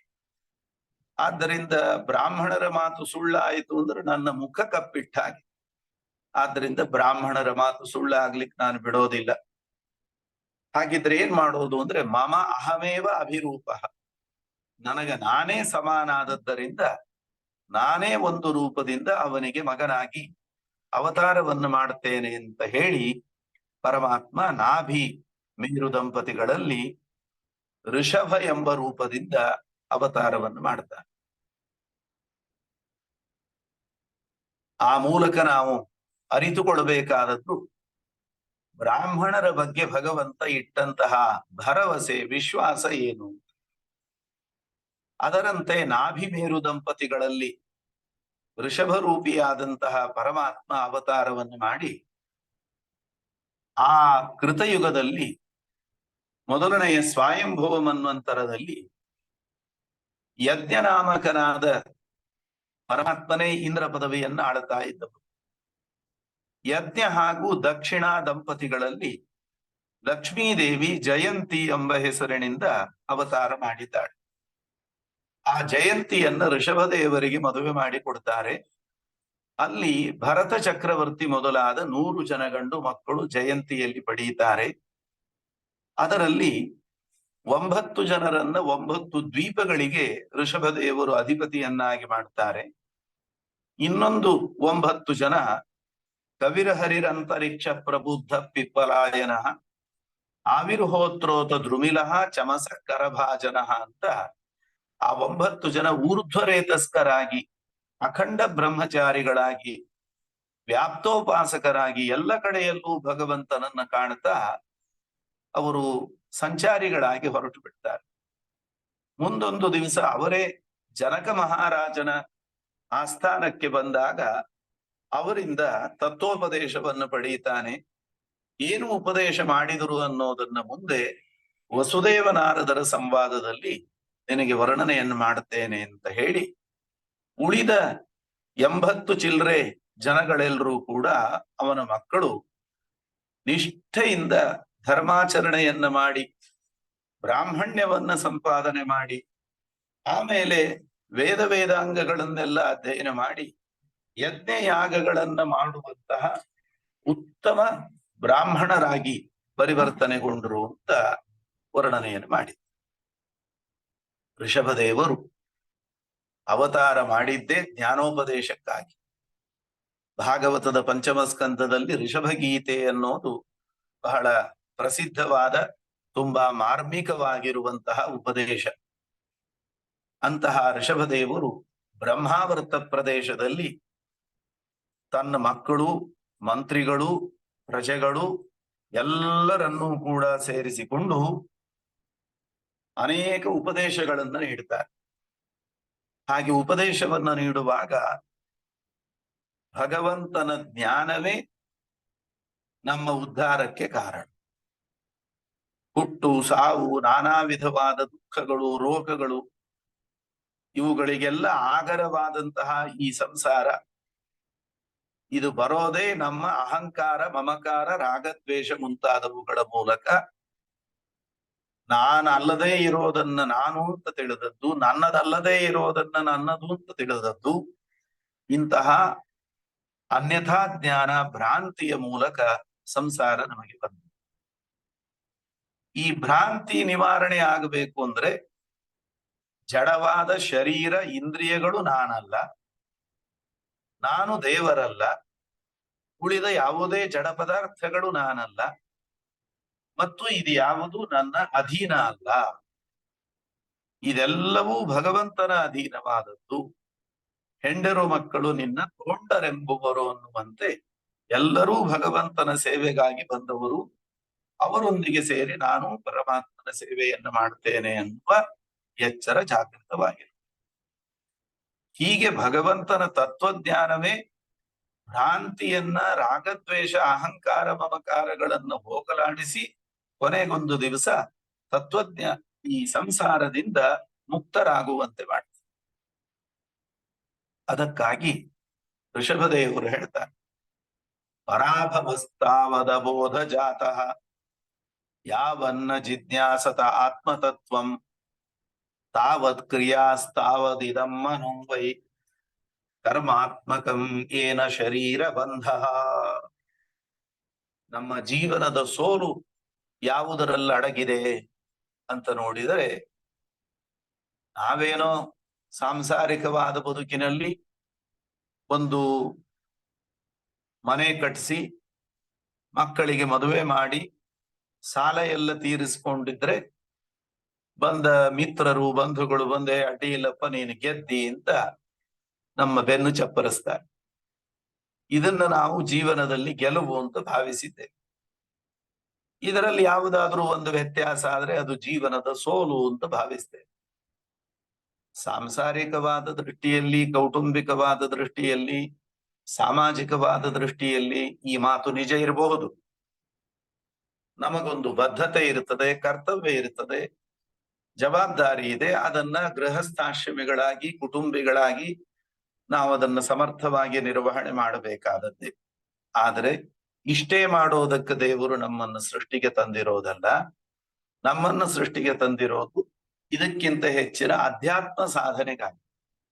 ಇದೆಲ್ಲವನ್ನ ಮಾಡೋದರ ಜೊತೆಗೆ ಅಧ್ಯಾತ್ಮ ಸಾಧನೆ, ಜ್ಞಾನ ಸಂಪಾದನೆ, ಸಚ್ಚಾಸ್ತ್ರಗಳ ಶ್ರವಣ, ಅನೇಕ ತರಹದ ಸತ್ಕರ್ಮಗಳನ್ನ ಮಾಡುವುದು, ಇವುಗಳನ್ನ ಮಾಡದೇ ಹೋದಲ್ಲಿ ಆವಾಗ ಅದು ನಮ್ಮ ಜೀವನದ ಸೋಲು. ಹಾಗಾಗಿ ಪರಾಭವಸ್ತಾವದ್ ಅಬೋಧಜಾತಃ ಯಾವನ್ನ ಜಿಜ್ಞಾಸತ ಆತ್ಮತತ್ವಂ. ಎಲ್ಲಿಯವರೆಗೆ ಆತ್ಮತತ್ವದ ಬಗ್ಗೆ ಜಿಜ್ಞಾಸೆಯನ್ನ ಮಾಡಿ ಜ್ಞಾನವನ್ನ ಸಂಪಾದನೆ ಮಾಡೋದಿಲ್ಲ, ಅದು ನಮ್ಮ ಬದುಕಿನ ಒಂದು ದೊಡ್ಡ ಸೋಲು ತರಿಸ್ಕೊಳ್ತದೆ. ಹಾಗಾಗಿ ಈ ತತ್ವಜ್ಞಾನ ನಮಗೆ ದೃಢ ಆಗದೆ ಹೋದಲ್ಲಿ ನಾವು ಮಾಡುವಂತಹ ಕರ್ಮಗಳ ಬಗ್ಗೆ ಫಲದ ಅಪೇಕ್ಷೆ, ಅದೇ ರೀತಿಯಲ್ಲಿ ಆ ಫಲವನ್ನ ಅನುಭವಿಸ್ತಾ ಸಂಸ್ಕಾರಕ್ಕೆ ಒಳಗಾಗಿರತಕ್ಕಂತಹ ಈ ಎಲ್ಲ ಮನಸ್ಸು ನಾನಾ ವಿಧವಾದ ಸಂಸ್ಕಾರಗಳಿಗೆ ಒಳಗಾಗಿ ಬೇರೆ ಬೇರೆ ಸಕಾಮ ಕರ್ಮಗಳನ್ನೇ ಮಾಡುವುದರಲ್ಲಿ ತೊಡಗಿ ಕರ್ಮಾತ್ಮಕಮ್ಮೇನ ಶರೀರ ಬಂಧ. ಆವಾಗ ಕರ್ಮದ ಅಧೀನವಾಗಿರತಕ್ಕಂತಹ ಈ ಸಂಸಾರದ ಬಂಧನ, ಹುಟ್ಟು ಸಾವು, ಈ ಬಂಧನದಿಂದ ಬಿಡುಗಡೆಯೇ ಇಲ್ಲ. ಆದ್ದರಿಂದ ಬಿಡುಗಡೆಯ ಉಪಾಯ ಏನು ಅನ್ನೋದನ್ನ ಈ ಸಂದರ್ಭದಲ್ಲಿ ಋಷಭದೇವರು ವರ್ಣನೆಯನ್ನ ಮಾಡ್ತಾ, ತಂದೆ ತಾಯಿ ಮಕ್ಕಳು ಗಂಡ ಹೆಂಡತಿ ಮುಂತಾದ ಸಂಬಂಧಗಳನ್ನ ಸಂಸಾರದಲ್ಲಿ ನಾವು ನೋಡ್ತೇವೆ. ಈ ಎಲ್ಲ ಸಂಬಂಧಗಳಿಗೂ ಕೂಡ ಸಾರ್ಥಕತೆ ಬರೋದು ಯಾವುದರಿಂದ ಅನ್ನೋದರ ಬಗ್ಗೆ ತುಂಬಾ ತೀಕ್ಷ್ಣವಾಗಿ ಋಷಭದೇವರು ಎಚ್ಚರಿಸ್ತಾರೆ. ಗುರುರ್ನ ಸಸ್ಯಾತ್, ಸ್ವಜನೋನ ಸಸ್ಯಾತ್, ಪಿತಾನ ಸಸ್ಯಾತ್, ಜನನೀ ನ ಸಾ ಸ್ಯಾತ್, ದೈವಂ ನ ತತ್ ಸ್ಯಾತ್, ನ ಪತಿಶ್ಚ ನ ಸ್ಯಾತ್, ನಮೋಚಯೇದ್ಯತ್ ಸಮುಪೇತ ಮೃತ್ಯುಂ ಎಂಬುದಾಗಿ ವರ್ಣನೆಯನ್ನ ಮಾಡ್ತಾ, ಗುರು ಆಗೋದಿಲ್ಲ, ತಂದೆ ತಾಯಿಗಳನ್ನಿಸೋದಿಲ್ಲ, ಬಂಧುಗಳು ಬಂಧು ಅಂತ ಅನಿಸೋದಿಲ್ಲ, ಹೆಚ್ಚೇನು ಗಂಡನೆನಿಸೋದಿಲ್ಲ. ಅದಕ್ಕೂ ಮಿಗಿಲಾಗಿ ನಾವು ನಂಬಿದ ದೈವ ಅದು ದೇವರೇ ಆಗೋದಿಲ್ಲ. ಯಾವಾಗ ನಮೋಚಯೇದ್ಯತ್ ಸಮುಪೇತ ಮೃತ್ಯು, ನಾನು ನನ್ನದು ಅನ್ನುವ ಅಹಂಕಾರದ ಮೂಲಕ ಬಂದ ಮೃತ್ಯು, ಈ ಸಂಸಾರದಿಂದ ಬಿಡುಗಡೆಯನ್ನ ಮಾಡದೆ ಹೋದರೆ, ಬಿಡುಗಡೆಯ ದಾರಿಯನ್ನ ತೋರಿಸದೆ ಹೋದರೆ ಈ ಯಾವ ಸಂಬಂಧಗಳಿಗೂ ಅರ್ಥ ಇಲ್ಲ. ಆದ್ದರಿಂದ ದೇವರು ಅಂತ ಅನಿಸ್ಬೇಕಾದರೆ ಸಂಸಾರದ ಬಿಡುಗಡೆಗೆ ಬೇಕಾದ ಜ್ಞಾನದ ಮಾರ್ಗವನ್ನ ತೋರಿಸಿದಾಗಲೇ ನಮಗೆ ದೇವರು ದೇವರಾಗ್ತಾನೆ, ಗುರು ಆಗ್ತಾನೆ, ತಂದೆ ತಾಯಿಗಳು ಅಂತ ಅನಿಸ್ತಾರೆ, ಹೆಂಡತಿಗೆ ಗಂಡ ಅಂತ. ಹೀಗೆ ಈ ಎಲ್ಲ ಸಂಬಂಧಗಳು ಕೂಡ ಸಾರ್ಥಕ ಆಗೋದು ನಮ್ಮನ್ನ ಸಂಸಾರದಿಂದ ಮೇಲೆ ಬರೋದಕ್ಕೆ, ಬಿಡುಗಡೆಯನ್ನ ಪಡೆಯೋದಕ್ಕೆ ಬೇಕಾದ ಮಾರ್ಗದರ್ಶನವನ್ನ ಮಾಡಿದಾಗ ಮಾತ್ರ. ಹೀಗೆ ಎಲ್ಲ ಸಂಬಂಧಗಳ ಸಾರ್ಥಕತೆ ಯಾವುದರಲ್ಲಿ ಅಡಗಿದೆ ಅಂತ ಹೇಳ್ತಾ ಪರಮಾತ್ಮ ಒಂದು ಮಾತು ಹೇಳ್ತಾನೆ. ಸಾಮಾನ್ಯವಾಗಿ ನಮ್ಮಲ್ಲೊಂದು ಉಡಾಫೆಯ ಸ್ವಭಾವ ಇರ್ತದೆ. ಸಣ್ಣ ವಯಸ್ಸಿನಿಂದ ನಮ್ಮ ಮಕ್ಕಳಿಗೆ ಸಂಸ್ಕಾರವನ್ನು ಕೊಡ್ತಾ ಸ್ವಲ್ಪ ಶ್ರಮ ಆಗ್ತದೆ. ಕೆಲವು ವಿಷಯಗಳಲ್ಲಿ ಬೇಗ ಏಳಬೇಕು, ಬೇಗ ಸ್ನಾನ ಮಾಡಬೇಕು, ಸಂಧ್ಯಾ ವಂದನಾದಿಗಳನ್ನು ಮಾಡಬೇಕು, ಒಂದಷ್ಟು ಸ್ತೋತ್ರ ಪಾರಾಯಣಾದಿಗಳನ್ನು ಮಾಡಬೇಕು, ಇವುಗಳನ್ನೆಲ್ಲ ನಾವು ಮಾಡ್ಬೇಕಾಗುತ್ತೆ. ಆದರೆ ಇಷ್ಟು ಬೇಗ ಏನು ಅದನ್ನೆಲ್ಲ ಮಾಡಿಸೋದು, ಅಷ್ಟು ಬೇಗ ಯಾಕೆ ಎಬ್ಸೋದು, ಮಲಗಲಿ ಅಂತ 9-10 ಗಂಟೆಯವರೆಗೆ ಮಲಗಲಿಕ್ಕೆ ಬಿಡ್ತೇವೆ. ಇದೇ ಅಭ್ಯಾಸ ಆಗಿ ಬಿಡ್ತದೆ. ಕಾಲಕ್ರಮದಲ್ಲಿ ಯಾವ ಧರ್ಮಗಳು ನಡೆಯೋದಿಲ್ಲ. ಆದ್ದರಿಂದ ಮತ್ತೆ ಈಗ ಯಾಕೆ ಬೆಳೆದು ದೊಡ್ಡವರಾದ ಮೇಲೆ ತಾವೇ ತಿಳಿದು ಮಾಡುತ್ತಾರೆ ಅಂತ ನಾವು ತುಂಬಾ ಸಡಿಲ ಬಿಟ್ಬಿಡ್ತೆ. ಇದರಿಂದ ಚಿಕ್ಕವರಿದ್ದಾಗಲೂ ಮಾಡ್ಲಿಲ್ಲ, ಆಮೇಲೆ ಮಾಡಬೇಕು ಅನ್ನೋ ಉತ್ಸಾಹ ಉಳಿಯೋದಿಲ್ಲ, ತಿಳುವಳಿಕೆಯೂ ಇರೋದಿಲ್ಲ, ನಾಲಿಗೆ ಹೊರಳೋದಿಲ್ಲ ಮಂತ್ರ ಹೇಳಲಿಕ್ಕೆ. ಅಂತಿಮವಾಗಿ ಏನೂ ಇಲ್ಲದಂತೆ ಬದುಕುವ ಪ್ರಸಂಗ ಇತ್ತು. ಆದ್ರೆ ಪರಮಾತ್ಮ ಹೇಳ್ತಾನೆ, ನಿಮಗೆ ನಿಜವಾಗಿ ನನ್ನ ಅನುಗ್ರಹ ಆಗಬೇಕೋ, ಪುತ್ರಾಂಶ್ಚ ಶಿಷ್ಯಾಂಶ್ಚ ಪಿತಾ ಗುರುರ್ವ ಮಲ್ಲೋಕ ಕಾಮಃ ಮದನುಗ್ರಹಾರ್ಥ. ಯಾರಿಗೆ ನನ್ನ ಅನುಗ್ರಹ ಆಗಬೇಕು ಅಂತಿದೆ, ಆ ಮೂಲಕವಾಗಿ ಯಾರಿಗೆ ನನ್ನ ಉತ್ತಮವಾದ ಲೋಕ ದೊರೆಯಬೇಕು ಅಂತಿದೆ, ಅವರು ಅವಶ್ಯವಾಗಿ ತಾವಷ್ಟೇ ಈ ಮೋಕ್ಷದ ಅಧ್ಯಾತ್ಮ ಸಾಧನೆಯ ಮಾರ್ಗದಲ್ಲಿ ಬಂದರೆ ಸಾಲದು, ತಂದೆ ತಾಯಿಯಾದವರು ಮಕ್ಕಳನ್ನ, ಗುರುಗಳಾದವರು ಶಿಷ್ಯರನ್ನ ಅಂತಹ ಸನ್ಮಾರ್ಗದಲ್ಲಿ ಕೊಂಡೊಯ್ದಾಗಲೇ ಅವರ ಮೇಲೆ ನನ್ನ ಅನುಗ್ರಹ ಆಗ್ತದೆ, ಉತ್ತಮವಾದ ಲೋಕ ಅವರಿಗೆ ದೊರೆಯುತ್ತದೆ. ಇಲ್ಲ ಅಂದ್ರೆ ಇಲ್ಲ. ಆದ್ದರಿಂದ ಸಂಸಾರದಲ್ಲಿ ಇರುವಂತಹ ನಾವು ನಮ್ಮ ಮಕ್ಕಳು ಮೊಮ್ಮಕ್ಕಳಿಗೆ ಒಂದು ಒಳ್ಳೆಯ ಆಸ್ತಿ ಪಾಸ್ತಿ ಮಾಡಬೇಕು ಇತ್ಯಾದಿಯಾಗಿ ವಿಚಾರ ಮಾಡೋ ಹಾಗೆ, ಎಲ್ಲಕ್ಕಿಂತಲೂ ಮುಖ್ಯವಾಗಿ ಮುಂದಿನ ಜನ್ಮ ಜನ್ಮಗಳಲ್ಲೂ ನಮಗೆ ಒಂದು ಉತ್ತಮವಾದ ಮಾರ್ಗವನ್ನು ತೋರಿಸುವಂತಹ ಈ ಜ್ಞಾನ ಮಾರ್ಗ, ಅಧ್ಯಾತ್ಮದ ಮಾರ್ಗವನ್ನು ಕೂಡ ನಮ್ಮ ಮಕ್ಕಳಿಗೆ ನಾವು ನೀಡಬೇಕಾದದ್ದು ನಮ್ಮ ಕರ್ತವ್ಯ. ಇಲ್ಲ ಆದ್ರೆ ನನ್ನ ಅನುಗ್ರಹ ಆಗೋದಿಲ್ಲ ಅಂತ ಪರಮಾತ್ಮ ಸ್ಪಷ್ಟವಾಗಿ ಈ ಸಂದರ್ಭದಲ್ಲಿ ವರ್ಣನೆಯನ್ನು ಮಾಡಿದ್ದಾನೆ. ಹೀಗೆ ಅನೇಕ ಉಪದೇಶಗಳು ಈ ಋಷಭರೂಪಿಯಾದ ಪರಮಾತ್ಮನ ಉಪದೇಶದಲ್ಲಿ ಅನೇಕ ಪ್ರಮೇಯಗಳನ್ನ, ಅನೇಕ ತತ್ವಗಳನ್ನ ನಾವು ಕಾಣುತ್ತೇವೆ. ಅದೇ ರೀತಿಯಲ್ಲಿ ಪರಮಾತ್ಮ ಹೇಳತಕ್ಕ ಇನ್ನೊಂದೆರಡು ಅಂಶಗಳನ್ನ ನಾವು ಗಮನಿಸಬಹುದಾದರೆ, ಭಾಗವತದಲ್ಲಿ ಋಷಭಗೀತೆ ಬಹಳ ಪ್ರಧಾನವಾಗಿರತಕ್ಕಂಥದ್ದು. ಆದ್ದರಿಂದ ಋಷಭರೂಪಿಯಾದ ಪರಮಾತ್ಮ ಉಪದೇಶವನ್ನ ಮಾಡ್ತಾ ಹೇಳ್ತಾನೆ, ಯಾವುದು ನನ್ನ ಪೂಜೆ, ನನಗೆ ಹೆಚ್ಚು ಪ್ರಿಯಕರವಾಗಿರುವಂತಹ ಪೂಜೆ ಯಾವುದು ಅಂತಂದ್ರೆ, ಅದಕ್ಕೆ ಪರಮಾತ್ಮ ಹೇಳ್ತಾನೆ, ನನಗೆ ಅತ್ಯಂತ ಪ್ರಿಯವಾದಂತಹ ಪೂಜೆ ಅಂತಂದ್ರೆ ಅದು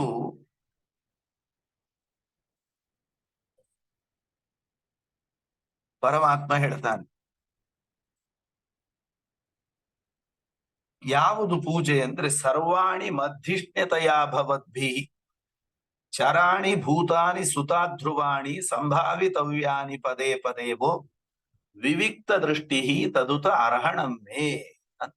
ಅರ್ಹಣ ಅಂದ್ರೆ ಪೂಜೆ. ಇದು ನನಗೆ ಪ್ರಿಯವಾದ ಅರ್ಹಣ ಪೂಜೆ ಯಾವುದು ಅಂದ್ರೆ ವಿವಿಕ್ತ ದೃಷ್ಟಿ. ಪ್ರಪಂಚದಲ್ಲಿ ಸೃಷ್ಟಿಗೆ ಒಳಪಟ್ಟ ಎಲ್ಲ ಜಡಚೇತನರು ಕೂಡ ನನ್ನ ಆವಾಸ ಸ್ಥಾನ.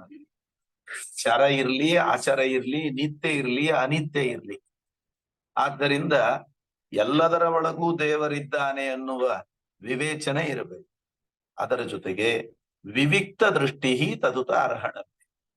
ಈ ಎಲ್ಲ ಜಡಚೇತನ ಪ್ರಪಂಚದಿಂದ ನಾನು ಭಿನ್ನನಾಗಿದ್ದೇನೆ ಎಂಬುದಾಗಿ ಭೇದ ಜ್ಞಾನವನ್ನ ಪಡೆದುಕೊಳ್ಳೋದೇನಿದೆ, ಇದೇ ನನಗೆ ಅತ್ಯಂತ ಪ್ರಿಯವಾದ ಪೂಜೆ.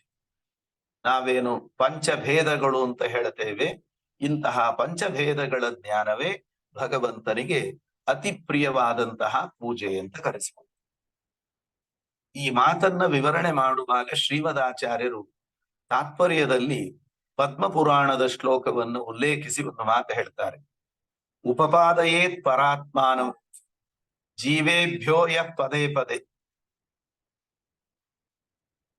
ಭೇದೇನೈವ ನವೈ ತಸ್ಮಾತ್ ಪ್ರಿಯೋ ವಿಷ್ಣೋಸ್ತು ಕಶ್ಚನ ಯೋ ಹರೇಶ್ಚೈವ ದೇವ ಜೀವಾನ ಭೇದ ವಕ್ತ ಹರೇ ಪ್ರಿಯ ಎಂಬುದಾಗಿ.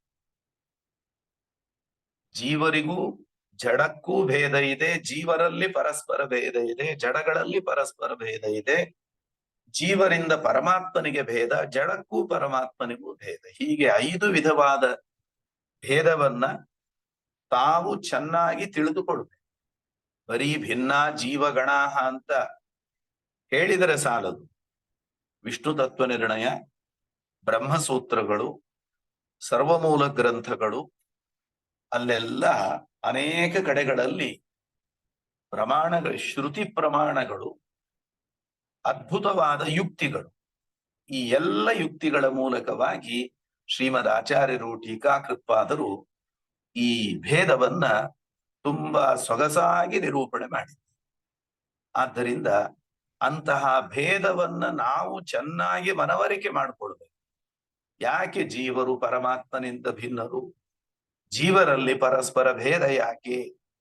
ಜಡಗಳಲ್ಲಿ ಪರಸ್ಪರ ಭೇದ ಯಾಕೆ ಎಂಬುದಾಗಿ ಭೇದವನ್ನ ಚೆನ್ನಾಗಿ ಮನವರಿಕೆ ಮಾಡಬೇಕು. ನಾವು ಮನವರಿಕೆ ಮಾಡಿಕೊಂಡ ಮೇಲೆ ಉಳಿದವರಿಗೆ ಭೇದದ ಬಗ್ಗೆ ತಪ್ಪು ಕಲ್ಪನೆ ಇಲ್ಲದಂತೆ ಅವರಿಗೆ ಅದನ್ನು ಉಪದೇಶ ಮಾಡಬೇಕು.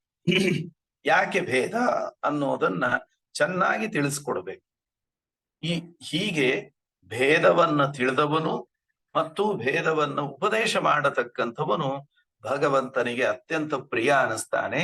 ಈ ಭೇದ ಸಿದ್ಧಾಂತವನ್ನ ಉಪದೇಶ ಮಾಡೋದೇನೆ ಭಗವಂತನಿಗೆ ನಾವು ಮಾಡುವಂತಹ ದೊಡ್ಡ ಪೂಜೆ. ಆದ್ದರಿಂದಲೇ ಪ್ರಾಚೀನ ಕಾಲದಿಂದಲೂ ಯತಿಗಳ ಪರಂಪರೆಯಲ್ಲಿ ಚೆನ್ನಾಗಿ ಶಾಸ್ತ್ರಗಳನ್ನ ಅಧ್ಯಯನ ಮಾಡಿ ಯಾವಾಗಲೂ ಪಾಠ ಪ್ರವಚನ, ದೇವರ ಪೂಜೆಗಿಂತ ಹೆಚ್ಚು ಪಾಠ ಪ್ರವಚನಕ್ಕೆ ಸಮಯವನ್ನ ಹಾಕ್ತಾ ಇದ್ದದ್ದು ಇದೇ ಕಾರಣಕ್ಕೆ. ಪ್ರತಿಮಾಶಾಲ ಗ್ರಾಮಗಳಲ್ಲಿ ಷೋಡಶೋಪಚಾರ ಪೂರ್ವಕವಾಗಿ ಮಾಡುವ ಪೂಜೆಗಿಂತ ಈ ರೀತಿ ಪಾಠ ಪ್ರವಚನಗಳ ಮೂಲಕ ಭೇದೋಪದೇಶವನ್ನ ಮಾಡುವ ಪೂಜೆ ಭಗವಂತನಿಗೆ ಅತ್ಯಂತ ಪ್ರಿಯವಾದ ಪೂಜೆ ಅಂತ.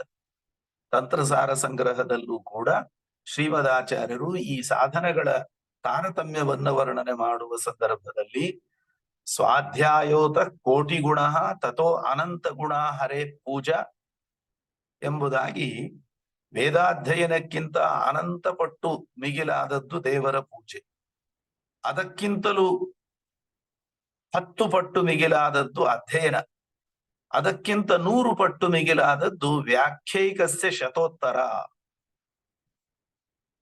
ಒಬ್ಬ ಯೋಗ್ಯನಾದ ಶಿಷ್ಯನನ್ನ ಮುಂದೆ ಕೂಡಿಸಿಕೊಂಡು ಅವನಿಗೆ ಶಾಸ್ತ್ರ ಗ್ರಂಥಗಳನ್ನ ಪಾಠ ಹೇಳಿ ಅವನನ್ನ ಜ್ಞಾನಿಯನ್ನಾಗಿ ಮಾಡುವಂತಹದ್ದು ಅದು 100 ಪಟ್ಟು ಮಿಗಿಲಾದದ್ದು ಎಂಬುದಾಗಿ ಹೇಳುತ್ತಾರೆ.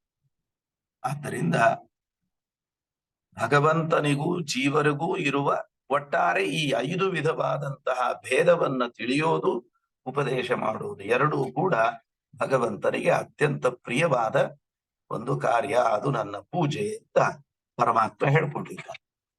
ಹೀಗೆ ಹೇಳಿ ಕೊನೆಗೊಂದು ಮಾತು ಪರಮಾತ್ಮ ಹೇಳ್ತಾನೆ, ಅಕ್ಲಿಷ್ಟ ಬುದ್ಧಿಯ ಭರತಂ ಭಜತ್ವಂ ಶುಶ್ರೂಷಣಂ ತದ್ಭರಣಂ ಪ್ರಜಾನಾ.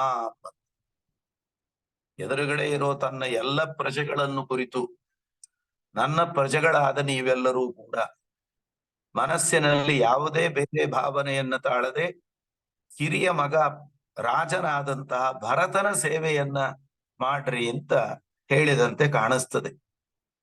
ಆದರೆ ಇಲ್ಲಿ ಬರೀ ಆ ಭರತನ ಬಗ್ಗೆ ತಂದೆಯಾಗಿ ಋಷಭದೇವ ಉಪದೇಶ ಮಾಡಿದ್ದಲ್ಲ, ಇದು ಬರೀ ಪ್ರಜೆಗಳಿಗೆ ಮಾಡಿದ ಉಪದೇಶ ಅಲ್ಲ, ಎಲ್ಲಾ ಸಾತ್ವಿಕ ಜೀವರಾಶಿಗಳಿಗೂ ಕೂಡ ಪರಮಾತ್ಮ ಮಾಡ್ತಾ ಇರತಕ್ಕಂತಹ ಉಪದೇಶ.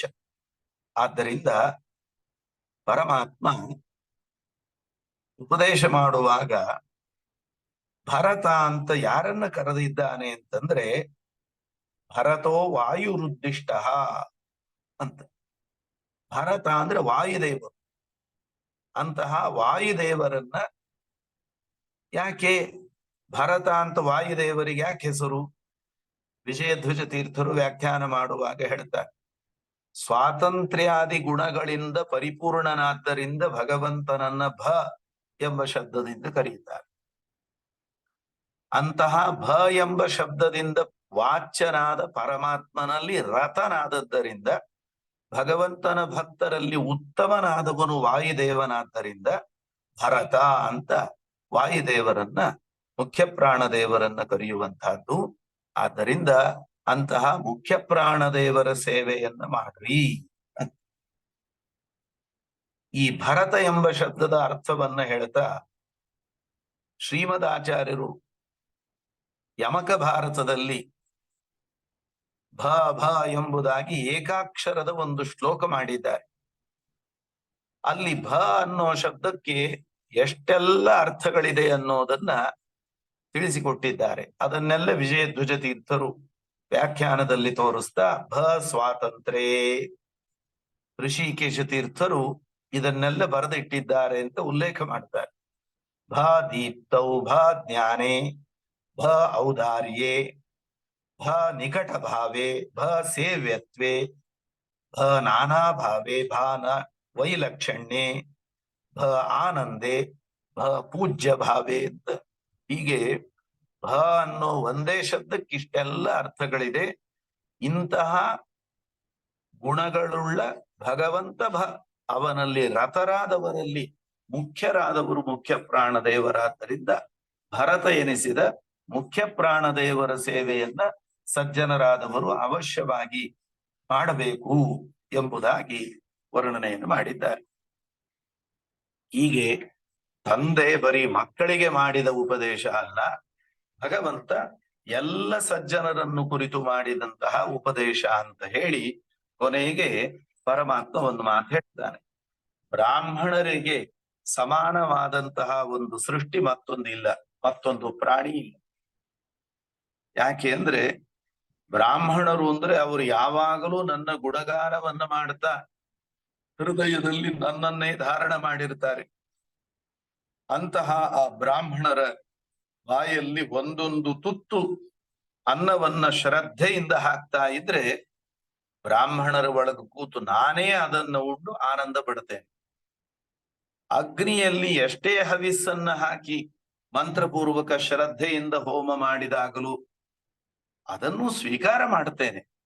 ಆದ್ರೆ ಅದಕ್ಕಿಂತಲೂ ಹೆಚ್ಚು ನಾನು ಪ್ರಸನ್ನನಾಗಿ ಸ್ವೀಕಾರ ಮಾಡೋದು ಒಬ್ಬ ಬ್ರಾಹ್ಮಣನ ಬಾಯಲ್ಲಿ ಒಂದೊಂದು ತುತ್ತು ಅನ್ನ ಬಿದ್ದಾಗ ನಾನು ಅದನ್ನ ಹೆಚ್ಚು ಆದರದಿಂದ ಸ್ವೀಕಾರ ಮಾಡ್ತೇನೆ. ಆದ್ದರಿಂದ ಆ ನನ್ನ ಸೃಷ್ಟಿಯಲ್ಲಿ ಬ್ರಾಹ್ಮಣರಿಗೆ ಸಮಾನವಾದ ಪ್ರಾಣಿ ಇನ್ನೊಂದಿಲ್ಲ ಅಂತ ಬ್ರಾಹ್ಮಣರ ಮಹತ್ವವನ್ನು ಕೂಡ ಈ ಮೂಲಕ ಪರಮಾತ್ಮ ತೋರಿಸಿದ್ದಾನೆ.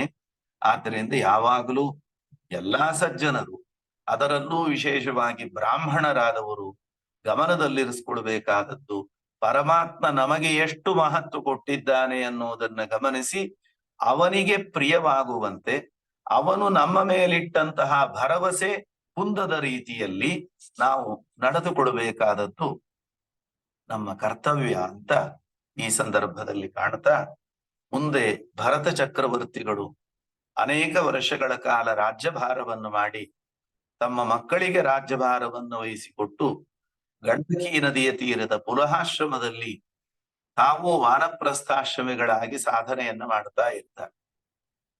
ಪ್ರಾರಬ್ಧ ಕರ್ಮವಶಾತು ಜಿಂಕೆಯ ಮರಿಯ ಮೋಹಕ್ಕೆ ಒಳಗಾಗಿ ಅಂತಿಮ ಕಾಲದವರೆಗೂ ಕೂಡ ಜಿಂಕೆಯ ಮರಿಯನ್ನೇ ನೆನೆಯುತ್ತಾ ಕೊನೆಗೆ ಮರುಜನ್ಮದಲ್ಲಿ ಅವರು ಕಾಲಂಜರ ಪರ್ವತದಲ್ಲಿ ಜಿಂಕೆಯ ಮರಿಗಳಾಗಿ ಹುಟ್ಟುತ್ತಾರೆ.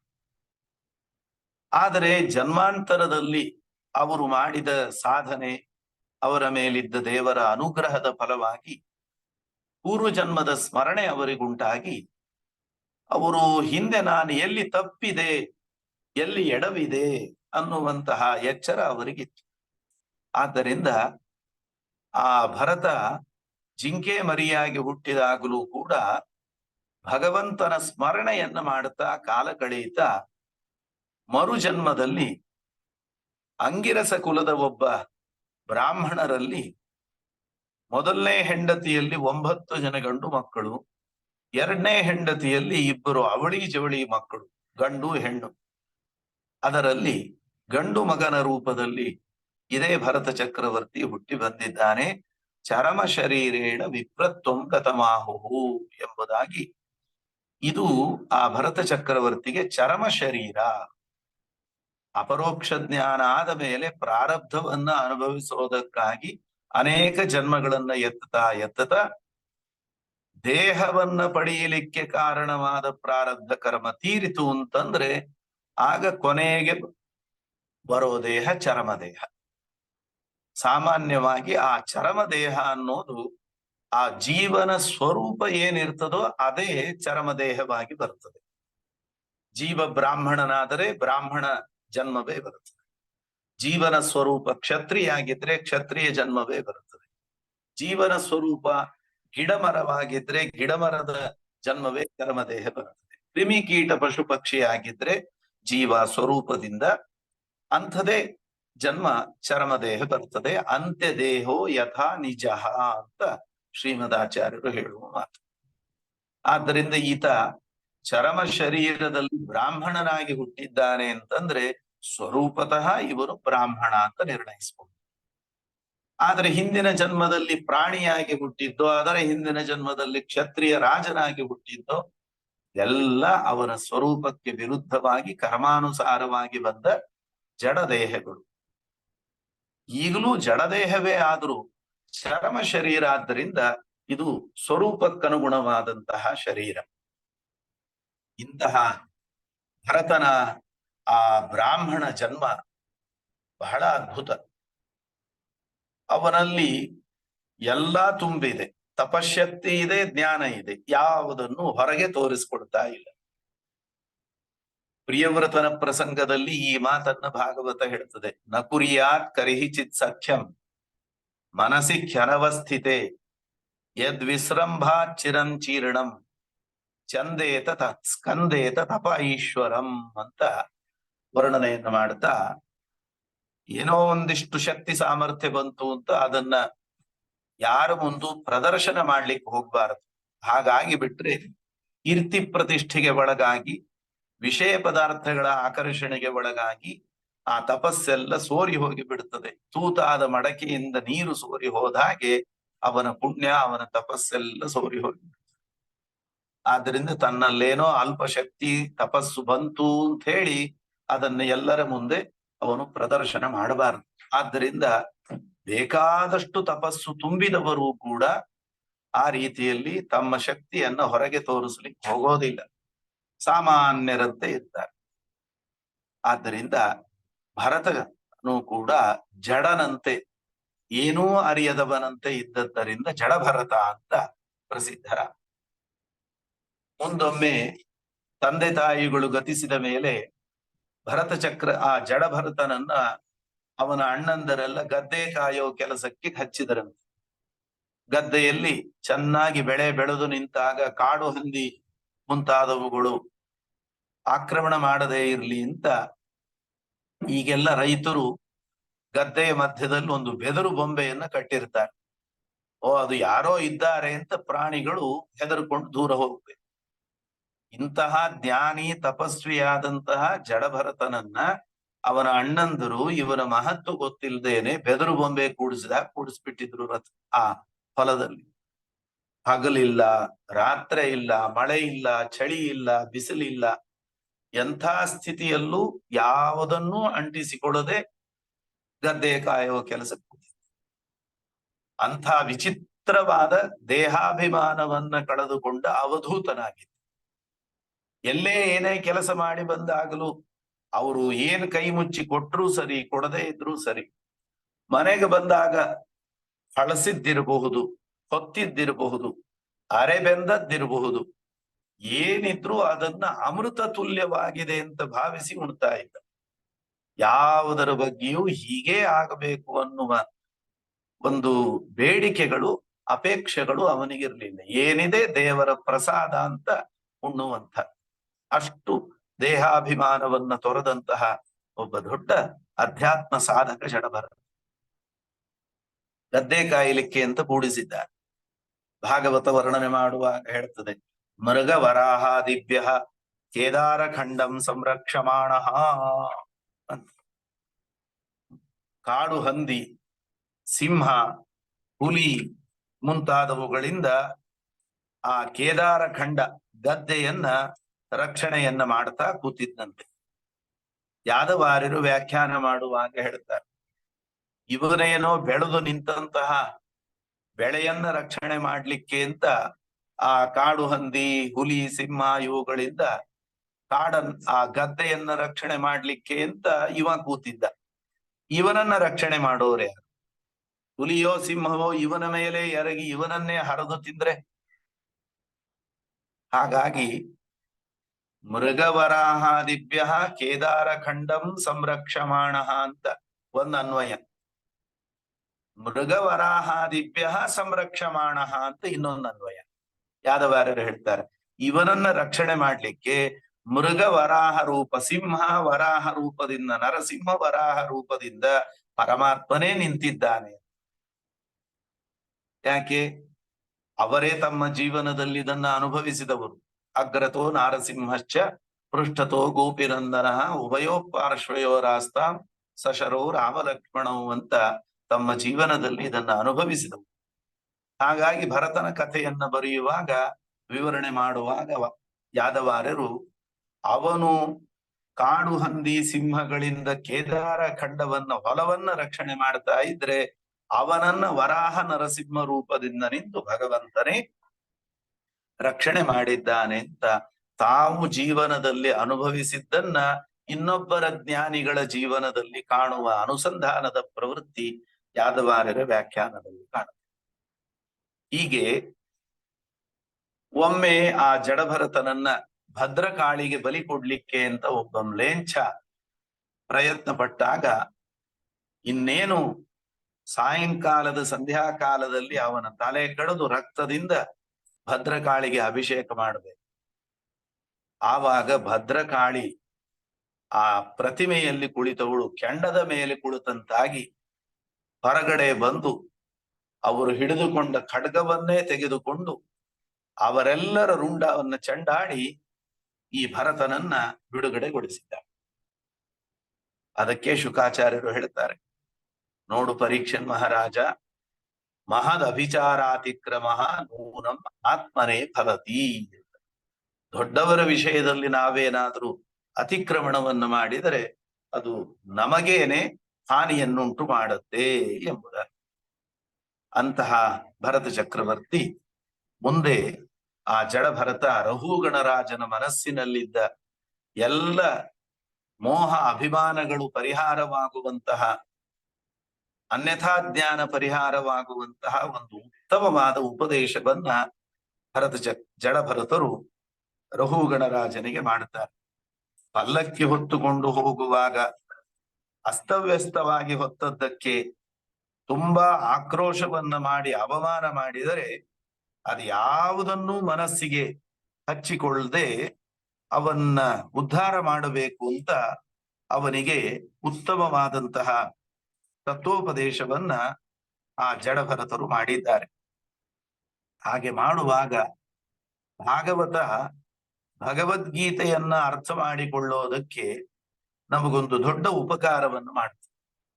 ಯಾಕೆಂದ್ರೆ ಭಗವದ್ಗೀತೆಯಲ್ಲಿ ಇದಂ ಶರೀರಂ ಕೌಂತೆಯ ಕ್ಷೇತ್ರ ವಿತ್ಯ ವಿಧೀಯತೆ ಏತದ್ಯೋ ವೇತ್ತಿ ತಂ ಪ್ರಾಹುಃ ಕ್ಷೇತ್ರಜ್ಞ ಇತಿ ತದ್ವಿದಃ ಎಂಬುದಾಗಿ, ಕ್ಷೇತ್ರಜ್ಞ ಅಂದ್ರೆ ಯಾರು ಅಂತ ವಿಚಾರ ಮಾಡ್ತಾ, ಕ್ಷೇತ್ರ ಅಂದ್ರೆ ಶರೀರ, ಇದನ್ನ ತಿಳಿದವನು ಕ್ಷೇತ್ರಜ್ಞ, ಜೀವ. ಆ ಕ್ಷೇತ್ರಜ್ಞಂಚಾಪಿ ಮಾಂ ವಿದ್ಧಿ, ಆ ಕ್ಷೇತ್ರಜ್ಞನನ್ನ ನಾನು ಅಂತ ತಿಳ್ಕೋ ಅಂತ ಹೇಳಿದ್ದರಿಂದ ಜೀವನೇ ನಾನು ಅಂತ ಕೃಷ್ಣ ಉಪದೇಶ ಮಾಡಿದ್ದಾನೆ ಅಂತ ವ್ಯಾಖ್ಯಾನ ಮಾಡುತ್ತಾರೆ. ಮೊದಲನೇ ಮಾತು, ಕ್ಷೇತ್ರ ಅಂದ್ರೆ ಶರೀರ, ಈ ಶರೀರವನ್ನು ತಿಳಿದವನು ಜೀವ ಅಂದ್ರೆ ಈ ಶರೀರದ ಬಗ್ಗೆ ಜೀವನಿಗೆ ಎಷ್ಟು ಜ್ಞಾನ ಇದೆ? ಅಲ್ಪ ಸ್ವಲ್ಪ ಜ್ಞಾನ ಇದೆ ಅಷ್ಟೆ. ಆದ್ದರಿಂದ ಇಲ್ಲಿ ಶರೀರ ಅಂದ್ರೆ ಈ ಶರೀರ ಅಲ್ಲ, ಭಗವಂತನಿಂದ ಪ್ರೇರಣೆಗೆ ಒಳಪಟ್ಟು ಕೊನೆಗೊಂದು ದಿವಸ ನಾಶ ಹೊಂದುವ ಬ್ರಹ್ಮಾಂಡ, ಅದು ಶರೀರ. ಆ ಬ್ರಹ್ಮಾಂಡದ ಬಗ್ಗೆ ತಿಳಿದುಕೊಂಡಿರತಕ್ಕ ಕ್ಷೇತ್ರಜ್ಞ ಅಂದ್ರೆ ಪರಮಾತ್ಮ. ಆ ಪರಮಾತ್ಮನೇ ನಾನು ಹೊರತು ದನ ಕಾಯುವವನೋ ಅಥವಾ ನಿನ್ನ ರಥದ ಸಾರಥಿಯೋ ಅಷ್ಟೇ ಅಂತ ತಿಳಿಯಬೇಡ, ಆ ಭಗವಂತನೇ ನಾನು ಅಂತ ಕೃಷ್ಣ ಹೇಳ್ತಾ ಇದ್ದಾನೆ. ಅಂತೂ ಕ್ಷೇತ್ರಜ್ಞ ಅನ್ನೋ ಶಬ್ದಕ್ಕೆ ಏನರ್ಥ ಅಂತ ಒಂಚೂರು ವಿವಾದ ಗೀತೆಯಲ್ಲಿ ಇದ್ದೇ ಇದೆ. ಅದನ್ನ ಭಾಗವತ ನೋಡುವಾಗ ಸ್ಪಷ್ಟ ಆಗತ್ತೆ. ರಘುಗಣರಾಜರಿಗೆ ಜಡಭರತರು ಉಪದೇಶ ಮಾಡುವಾಗ ಕ್ಷೇತ್ರಜ್ಞ ಆತ್ಮ ಪುರುಷ ಪುರಾಣ ಸಾಕ್ಷಾತ್ ಸ್ವಯಂ ಜ್ಯೋತಿರಜ ಪರೇಶ ನಾರಾಯಣೋ ಭಗವಾನ್ ವಾಸುದೇವ ಸ್ವಮಾಯಯಾತ್ಮನ್ ವ್ಯವಧೀಯಮಾನ. ಹೀಗೆ ಕ್ಷೇತ್ರಜ್ಞ ಆತ್ಮ ಪುರುಷ ಪುರಾಣ ಮುಂತಾಗಿ ಭಗವಂತನ ಅನೇಕ ಗುಣಗಳನ್ನ ವರ್ಣನೆ ಮಾಡಿ ಎಲ್ಲ ಜೀವರ ಒಳಗೆ ತನ್ನ ಅಚಿಂತ್ಯದ್ಭುತ ಶಕ್ತಿಯಿಂದ ಪ್ರವೇಶ ಮಾಡಿದ್ದು, ಅವರೊಳಗಿದ್ರೂ ಅವರಿಗಾಗುವ ದುಃಖಾದಿಗಳಿಗೆ ತಾನು ಒಳಗಾಗದೇ ಇರೋ ಪರಮಾತ್ಮನೇ ಕ್ಷೇತ್ರಜ್ಞ ಎಂಬುದಾಗಿ ಸ್ಪಷ್ಟವಾಗಿ ಆ ಕ್ಷೇತ್ರಜ್ಞನ ಬಗ್ಗೆ ಭಾಗವತ ನಮಗೆ ಸ್ಪಷ್ಟಪಡಿಸಿದೆ. ಹೀಗೆ ಭಾಗವತದಿಂದ ಕ್ಷೇತ್ರಜ್ಞ ಯಾರು ಅನ್ನೋದನ್ನ ನಾವು ಚೆನ್ನಾಗಿ ಅರಿತುಕೊಳ್ಳಲಿಕ್ಕೆ ಸಾಧ್ಯ. ಹೀಗೆ ಜಡಭರತರ ಉಪದೇಶವನ್ನ ವರ್ಣಿಸಿ ಮುಂದೆ ಈ ಜಂಬೂದ್ವೀಪ ಮೊದಲಾದ ದ್ವೀಪಗಳ ವರ್ಣನೆಯನ್ನು ಮಾಡ್ತಾರೆ. 1,00,000 ಯೋಜನದಷ್ಟು ವಿಸ್ತೀರ್ಣವಾದ ಜಂಬೂದ್ವೀಪ, ಅಷ್ಟೇ ವರ್ತುಲ. ಇದರ ಮಧ್ಯದಲ್ಲಿ ಮೇರು ಪರ್ವತ. ಅದರಲ್ಲಿ ಈ ಜಂಬೂದ್ವೀಪದ ಒಳಗೆ 18,000 ಯೋಜನದಷ್ಟು ಪರಿಮಿತವಾದದ್ದು ಇಲಾವೃತ ಖಂಡ. ಅದರಂತೆ ಮೇರು ಪರ್ವತ 1,00,000 ಯೋಜನದಷ್ಟು ವಿಸ್ತೀರ್ಣವಾದದ್ದು.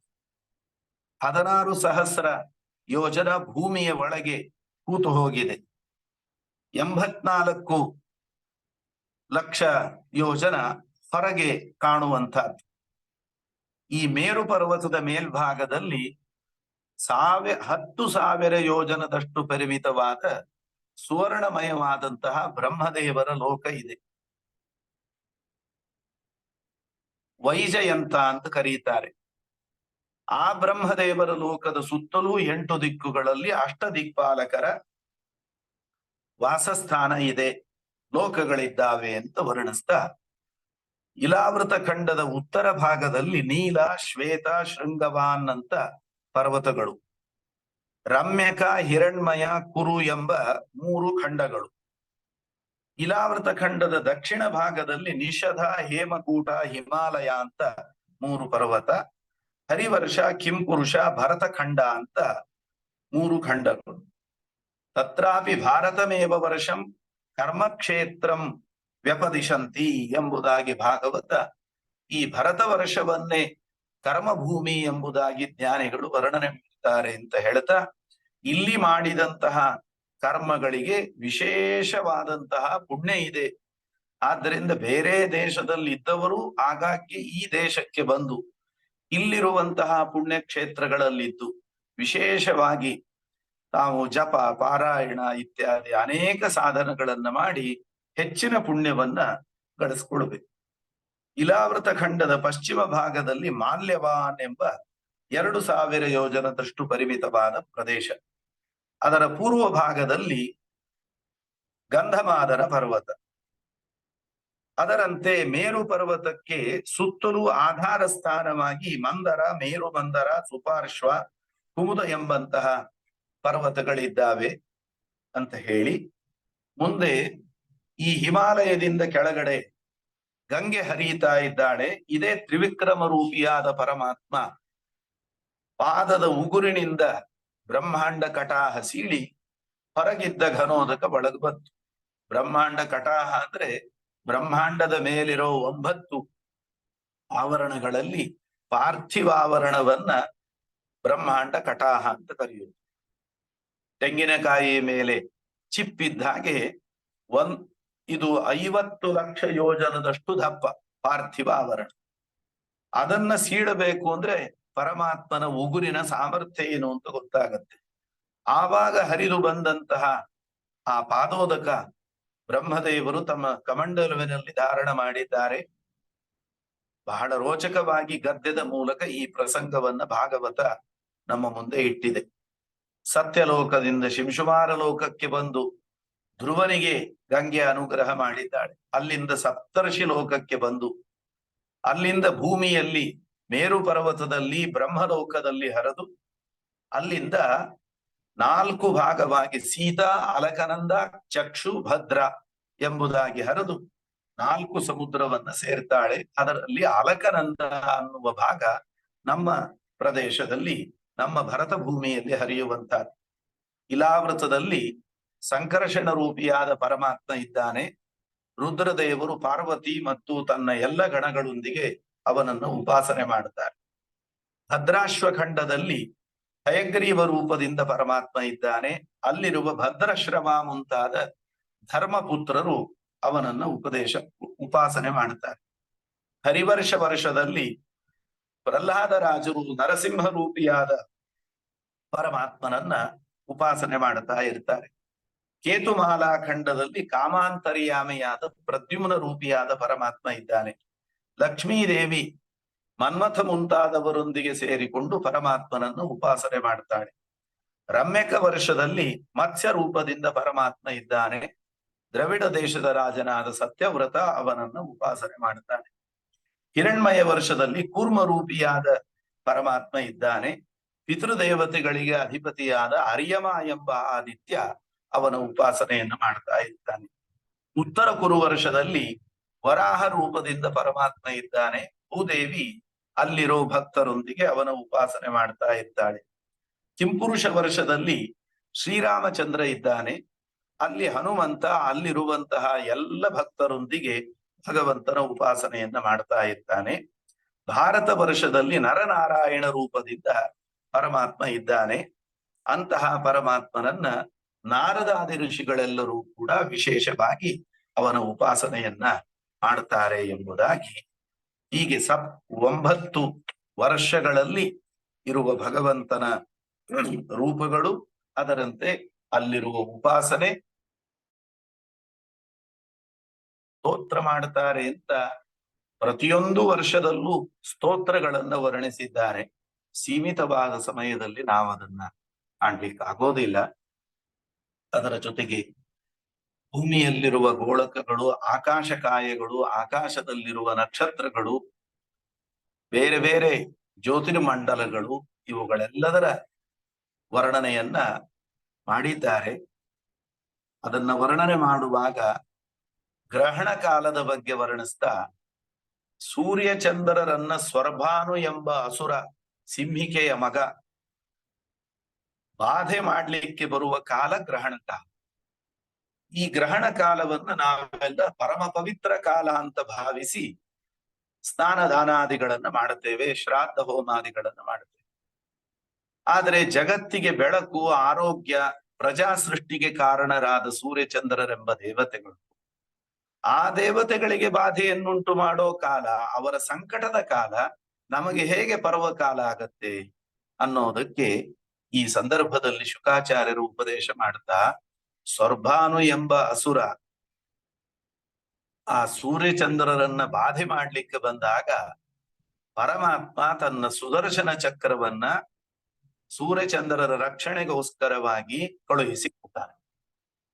ಹಾಗಾಗಿ ಆ ಕಾಲದಲ್ಲಿ ಸ್ವರ್ಭಾನುವನ್ನ ಓಡಿಸಿ ಸೂರ್ಯಚಂದ್ರರನ್ನ ರಕ್ಷಣೆ ಮಾಡೋದಕ್ಕೆ ಅಂತ ಭೂಲೋಕದ ಸಮೀಪಕ್ಕೆ ಈ ಸುದರ್ಶನ ಚಕ್ರ ಬಂದಿರುತ್ತದೆ. ಆದ್ದರಿಂದ ಪರಮಾತ್ಮನ ಕೈಯಲ್ಲಿದ್ದ ಸುದರ್ಶನ ಚಕ್ರ ಭೂಲೋಕದ ಸಮೀಪಕ್ಕೆ ಬಂದ ಕಾಲ ಅನ್ನೋದಕ್ಕಾಗಿ ಆ ಕಾಲವನ್ನ ಬಹಳ ದೊಡ್ಡ ಪರ್ವಕಾಲ ಅಂತ ಎಲ್ಲ ಜ್ಞಾನಿಗಳು ಕೂಡ ಆ ಪರ್ವಕಾಲದಲ್ಲಿ ಸ್ನಾನದಾನಾದಿಗಳನ್ನ ಆಚರಣೆ ಮಾಡ್ತಾರೆ ಅಂತ.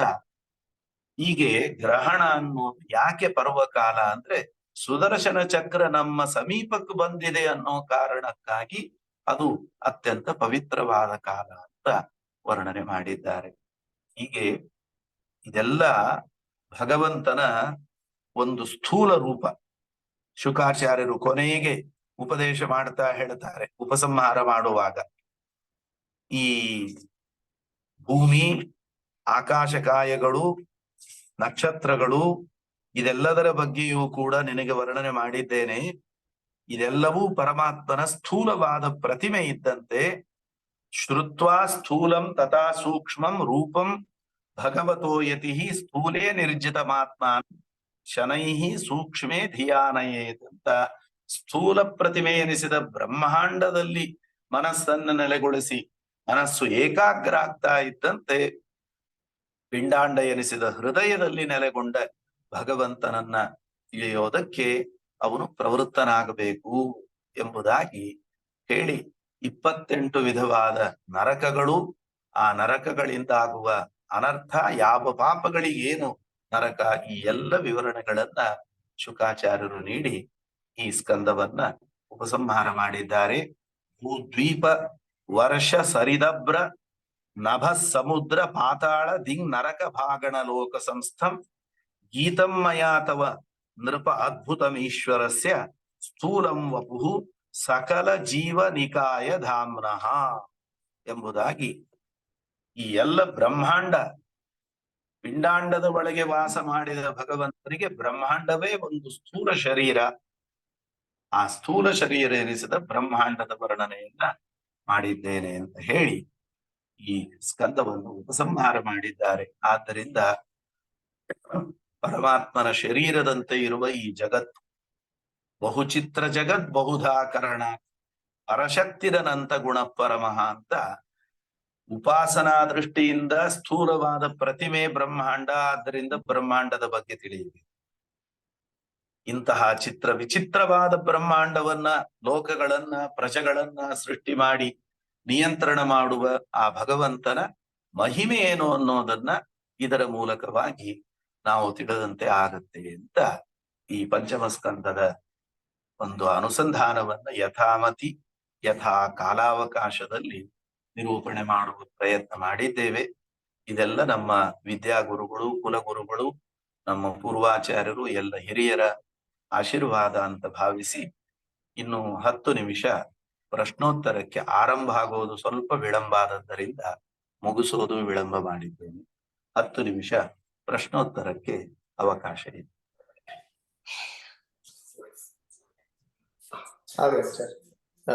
ಯಾರ್ಯಾರು ಪ್ರಶ್ನೆಗಳಿದ್ರೆ ಕೇಳಬಹುದು.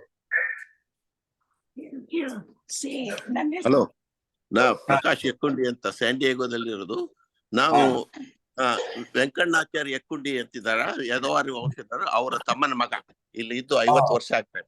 ಸರಿ ಸರಿ ಸರಿ ಸರಿ ಸರಿ ಸರಿ ನಮ್ಮ ಮನೆಯಲ್ಲಿ ನಮ್ಮ ಕಸಿನ್ ಇದನ್ ಮಾಡಿದ್ದಾರೆ, ವಂಶವೃಕ್ಷ ಮಾಡಿದ್ದಾರೆ. ಯಾದವಾರಿ ನಾರಾಯಣಾಚಾರ್ಯಿಂದ ಹಿಡ್ಕೊಂಡು ಎಲ್ಲ ನಿಮ್ದೆಲ್ಲ ಹೆಸರು ಎಲ್ಲ ಇದೆ ಆ ವಂಶವೃಕ್ಷದಲ್ಲಿ. ಪ್ರತಿ ವರ್ಷ ಬಾದರಾಯಣ ದೇವ್ರ ಪೂಜೆಗೆ ಹೋಗಿರ್ತೀವಿ. ಮಧುಕರ್ ಯಕ್ಕುಂಡಿ ಅಂತಿದ್ದಾರಲ್ಲ, ಅವ್ರ ಮನೆಯಲ್ಲಿ ಮಾಡ್ತಾರೆ. ಪಾಪಣ್ಣ ಹೌದು, ಅವ್ರ ಮನೆ ಹೋಗಿರ್ತೀವಿ ಪ್ರತಿ ವರ್ಷ. ಅದೇ ಕೇಳಿದ ಕೂಡಲೇ ಹೇಳ್ಬೇಕು ಅನ್ನಿಸ್ತು.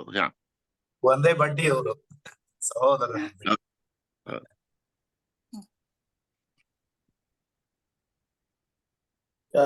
ಯಾರೋ ಕೇಳ್ತಿದ್ರು, ಪ್ರಶ್ನೆ ಕೇಳ್ತಿದ್ರು.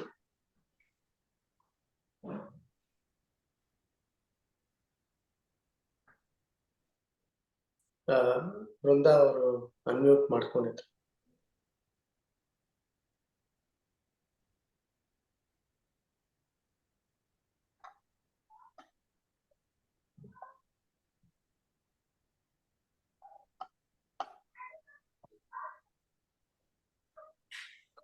ಇದೆಯಾ ಹೇಳಲಿಕ್ಕೆ? ಹೇಳಿ.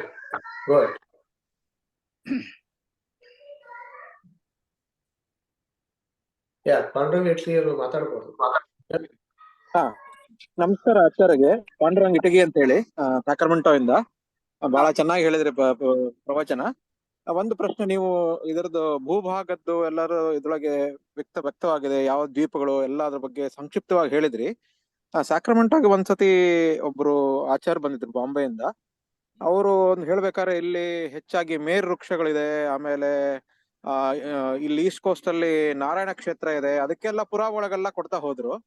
ಅದಕ್ಕೆ ನಾವು ಅದನ್ನ ಭಾರತಕ್ಕೆ ಜಂಬೂ ದ್ವೀಪ ಅಂತ ಕರಿತೀವಿ, ಇಲ್ಲಿ ಕ್ರೌಂಚ ದ್ವೀಪ ಅಂತ ಕರಿತೀವಿ. ಅಮೆರಿಕಾಗೆ ನಾವೆಲ್ಲ ಸಂಧ್ಯಾವಂದನೆ ಮಾಡ್ಬೇಕಾದ್ರೆ ಕ್ರೌಂಚ ದ್ವೀಪೆ ಆತರ ಎಲ್ಲ ಹೇಳ್ತೀವಿ, ಜಂಬೂ ದ್ವೀಪೆ ಅಂತ ಹೇಳಲ್ಲ.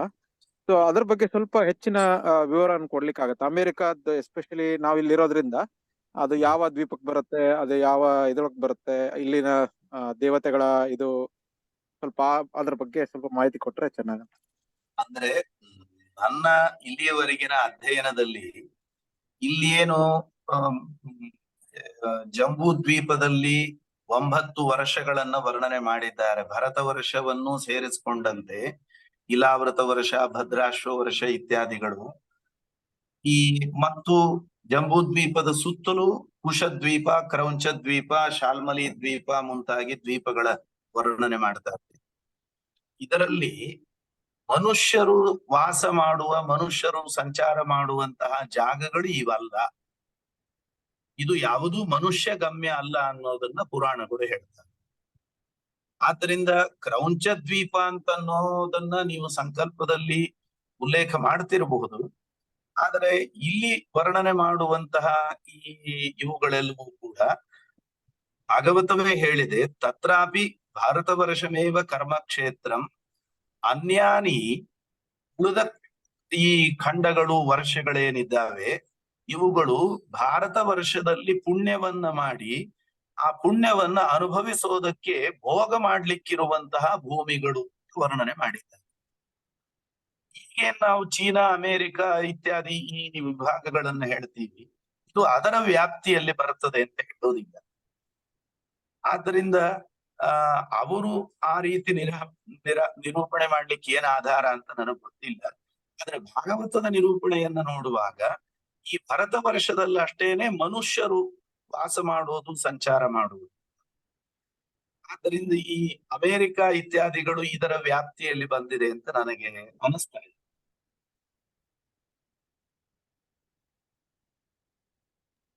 ಧನ್ಯವಾದ ಆಚಾರ್ಯ, ಧನ್ಯವಾದ.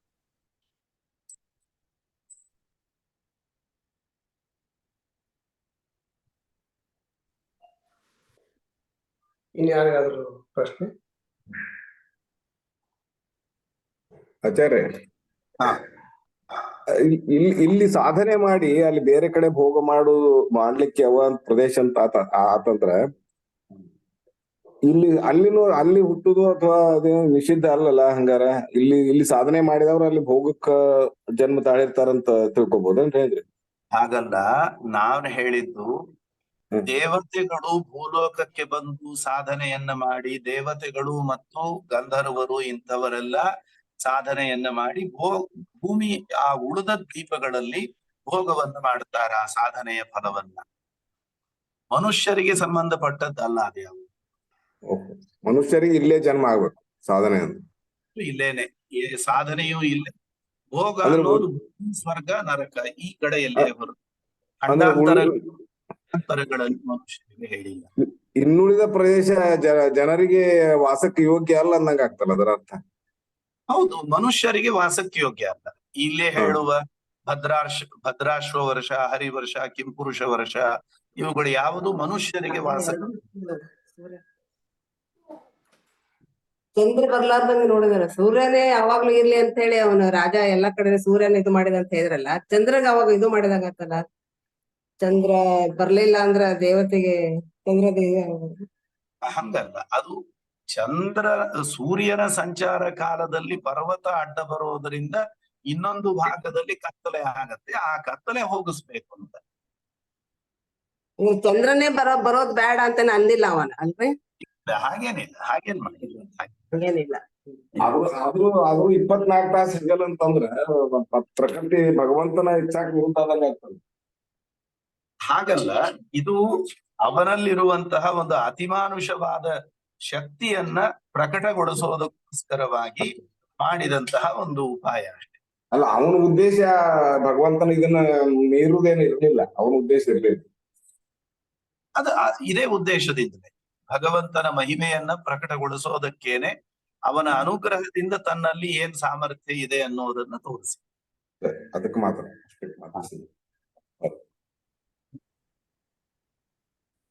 ಆಚಾರ್ಯರೇ, ಒಂದು ಪ್ರಶ್ನೆ ಇದೆ. ಮೂರನೇ ಸ್ಕಂದದಲ್ಲಿ 2-3 ಸ್ಕಂದದಲ್ಲಿ ಸೃಷ್ಟಿ ಬಗ್ಗೆ ಹೇಳ್ತಾ ಭಗವಂತ ದ್ವಿತೀಯ ಪರಾರ್ಧದಲ್ಲಿ ಮನುಷ್ಯರ ಸೃಷ್ಟಿ ಮಾಡ್ತಾನೆ, ಚಾತುರ್ವರ್ಣ್ಯದ ಪ್ರಕಾರ ಮಾಡ್ತಾನೆ ಅಂತ ಕೇಳ್ತೀವಿ.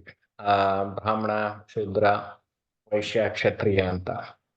ಈ ರೀತಿ ದ್ವಿತೀಯ ಪರಾರ್ಧದಲ್ಲಿ ಸೃಷ್ಟಿ ಕಾಲದಲ್ಲಿ ಬೇರೆ ಬೇರೆ ಜೀವಿಗಳನ್ನ ವಿಂಗಡಣೆ ಮಾಡ್ಬೇಕಾದ್ರೆ ಇವನು ಈ ವರ್ಣದಲ್ಲಿ ಹೋಗ್ಲಿ, ಈ ವರ್ಣದಲ್ಲಿ ಹುಟ್ಲಿ ಅಂತ ಭಗವಂತನ ಒಂದು ನಿಯಮ ಏನಿರುತ್ತೆ, ಅದು ಜೀವ ಸ್ವಭಾವ, ಜೀವ ಸೃಷ್ಟಿಯಾಗಕ್ ಮುಂಚೆ ಅದರದ್ದೇ ಆದ ಒಂದು ತ್ರಿಗುಣ ಅಂಶ ನೋಡಿ ಮಾಡದ, ಅಥವಾ ಅದಕ್ಕೆ ಒಂದು ಜೀವ ಸ್ವಭಾವ ಅಂತ ಇರ್ತ ಅದರಿಂದ ಮಾಡದ, ಮೊದಲನೇ ಸಲಿ ಸೃಷ್ಟಿಯಾದಾಗ ಯಾವ ರೂಪದಲ್ಲಿ ಭಗವಂತ ವಿಂಗಡಣೆ ಮಾಡ್ತಾನೆ, ಯಾವ ವರ್ಣದಲ್ಲಿ ಇವರು ಹೋಗ್ಬೇಕು ಅಂತ?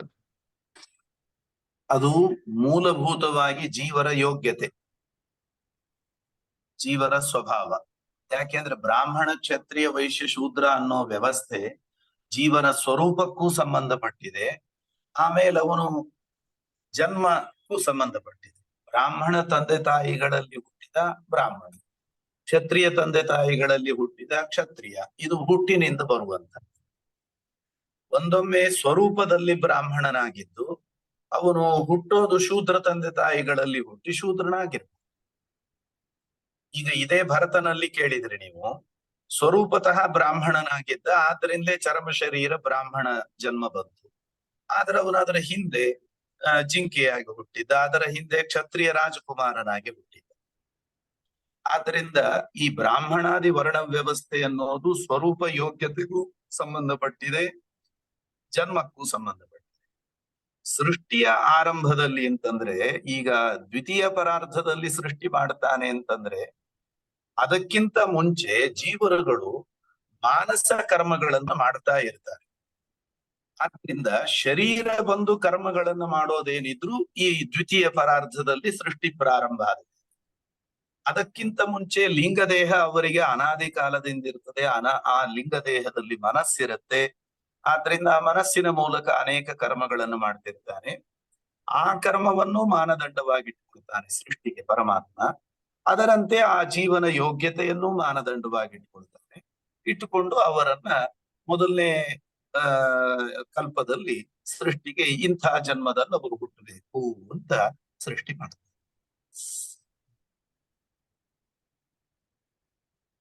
ಅಂದ್ರೆ ಜೀವ ಸ್ವಭಾವದಲ್ಲಿ ಬ್ರಾಹ್ಮಣನಾಗಿದ್ರು ಅವನ ಶರೀರ ಕರ್ಮದಲ್ಲಿ ಏನಿರುತ್ತೋ ಅದ್ರ ಮೇಲೆ ಅವನು ಬೇರೆ ವರ್ಣದಲ್ಲೂ ಹುಟ್ಟಬಹುದು. ಅವನ ಪಾಪ ಪುಣ್ಯಗಳು ಅದರಿಂದ ಬದಲಾಗಬಹುದು.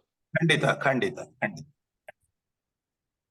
ಮೋಕ್ಷಕ್ಕೆ ಹೋಗ್ಬೇಕಾದ್ರೆ ಅವನು ಸಾಕಷ್ಟು ಗಳಿಸಿ ಹೋಗ್ಬೇಕಾದ್ರೆ ಬ್ರಾಹ್ಮಣ ಅಂಶದಲ್ಲೇ ಹೋಗ್ಬೇಕಾ? ಅಲ್ಲ, ಹೇಗೆ? ಅವನ ಸ್ವರೂಪ ಏನಿರ್ತದ ಅದಕ್ಕೆ ಹೋಗ್ತಾನೆ. ಹೋಗ್ತಾನೆ. ಅವನ ಸ್ವರೂಪ ಒಂದು ಗಿಡ ಮರ ಇದ್ರೆ ಆವಾಗ ಅವನು ಚರ್ಮ ಶರೀರದಲ್ಲಿ ಗಿಡ ಮರದ ರೂಪದಲ್ಲಿ ಇರ್ತಾನೆ. ಚರ್ಮ ಶರೀರ ಬಿದ್ದ ಮೇಲೆ ಅವನು ಕೊನೆಗೆ ಲಿಂಗ ಶರೀರನು ವಿರಜಾ ನದಿ ಸ್ನಾನದಿಂದ ಹೋಗ್ತದೆ. ಮುಕ್ತಿಗೆ ಹೋಗುವಾಗ ಅವನ ಸ್ವರೂಪ ಗಿಡಮರದ್ದಿದ್ರೆ ಮುಕ್ತಿಯಲ್ಲಿ ಅವನು ಗಿಡಮರದ ರೂಪದಲ್ಲೇ ಇರ್ತಾನೆ. ಪಶು ಪಕ್ಷಿ ಪ್ರಾಣಿ ರೂಪದಲ್ಲೂ ಇರಬಹುದು, ಬ್ರಾಹ್ಮಣಾದಿ ವರ್ಣ ರೂಪದಲ್ಲೂ ಇರಬಹುದು.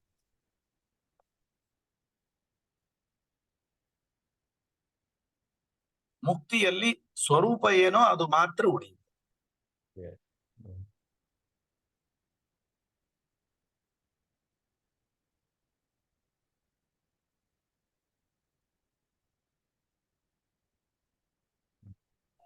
ಮುಕ್ತಾಯ ಮಾಡೋಣ ಮಹಿದರ್. ಧನ್ಯವಾದಗಳು ಆಚಾರ್ಯ. ಬಹಳ ವಿಷಯಗಳನ್ನು ಬಹಳ ವಿಸ್ತಾರವಾಗಿ ಹೇಳಿದ್ರಿ. ಈ ರೆಕಾರ್ಡಿಂಗ್ ಮತ್ತೆ ಮತ್ತೆ ಕೇಳೋಕೆ ನಾವು ಇದನ್ನ ರೆಕಾರ್ಡ್ ಮಾಡಿ ಇಟ್ಕೋತೀವಿ. ಇದನ್ನ ಪ್ರವಚನ ಕೇಳಿ ಮುಂದೆ ನಿಮ್ ಜೊತೆ ಮತ್ತೆ ನಾವು ಸೇರ್ತೀವಿ, ನಿಮ್ಮ ಪಾಠ ಪ್ರವಚನಗಳಿಗೂ ಸೇರ್ತೀವಿ. ಆ ಇನ್ಫಾರ್ಮೇಶನ್ ಎಲ್ಲಾನು ಕಳಿಸ್ತೀವಿ. ನಮಸ್ಕಾರ, ಧನ್ಯವಾದಗಳು. ಶ್ರೀಕೃಷ್ಣಾರ್ಪಣಮಸ್ತು. ತುಂಬಾ ಚೆನ್ನಾಗಿ ತಿಳಿಸ್ಕೊಟ್ರಿ ಆಚಾರ್ಯರೇ, ಧನ್ಯವಾದಗಳು. ನಮಸ್ಕಾರ. ನಿಮ್ಮ ಅನುಷ್ಠಾನದ ಸಮಯದಲ್ಲೂ ಬಿಡುವು ಮಾಡ್ಕೊಂಡು ಮಾಡ್ತಿರಲ್ಲ, ಆನಂದ ಆಯ್ತು. ನಮಸ್ಕಾರ ಅಡ್ಮಿನ್ ಅವರೇ. ನಮಸ್ಕಾರ. ನಮಸ್ಕಾರ. ಈ ರೆಕಾರ್ಡಿಂಗ್ಸ್ ಎಲ್ಲಿ ಸಿಗುತ್ತೆ? ನಿಮ್ಗೆ ಯಾವ ಡ್ರೈವ್ ಅಲ್ಲಿ ಸಿಗುತ್ತೆ? ಸ್ವಲ್ಪ ಹೇಳಿದ್ರೆ ಸ್ವಲ್ಪ ನೋಡ್ತೀವಿ, ಮತ್ತೆ ಪುನಃ ಕೇಳಲು ಉಪಯೋಗ. ಕೊಟ್ಟು ಕಳಿಸ್ತೀವಿ, ಇದನ್ನು ಶೇರ್ ಮಾಡ್ತೇವೆ. ಥ್ಯಾಂಕ್ ಯು, ಧನ್ಯವಾದಗಳು. ನಮಸ್ಕಾರ ಆಚಾರ್ಯ. ನಮಸ್ಕಾರ. ಧನ್ಯವಾದಗಳು ಆಚಾರ್ಯ. ಧನ್ಯವಾದಗಳು ಆಚಾರ್ಯರಿಗೆ. ನಮಸ್ಕಾರ ಆಚಾರ್ಯ.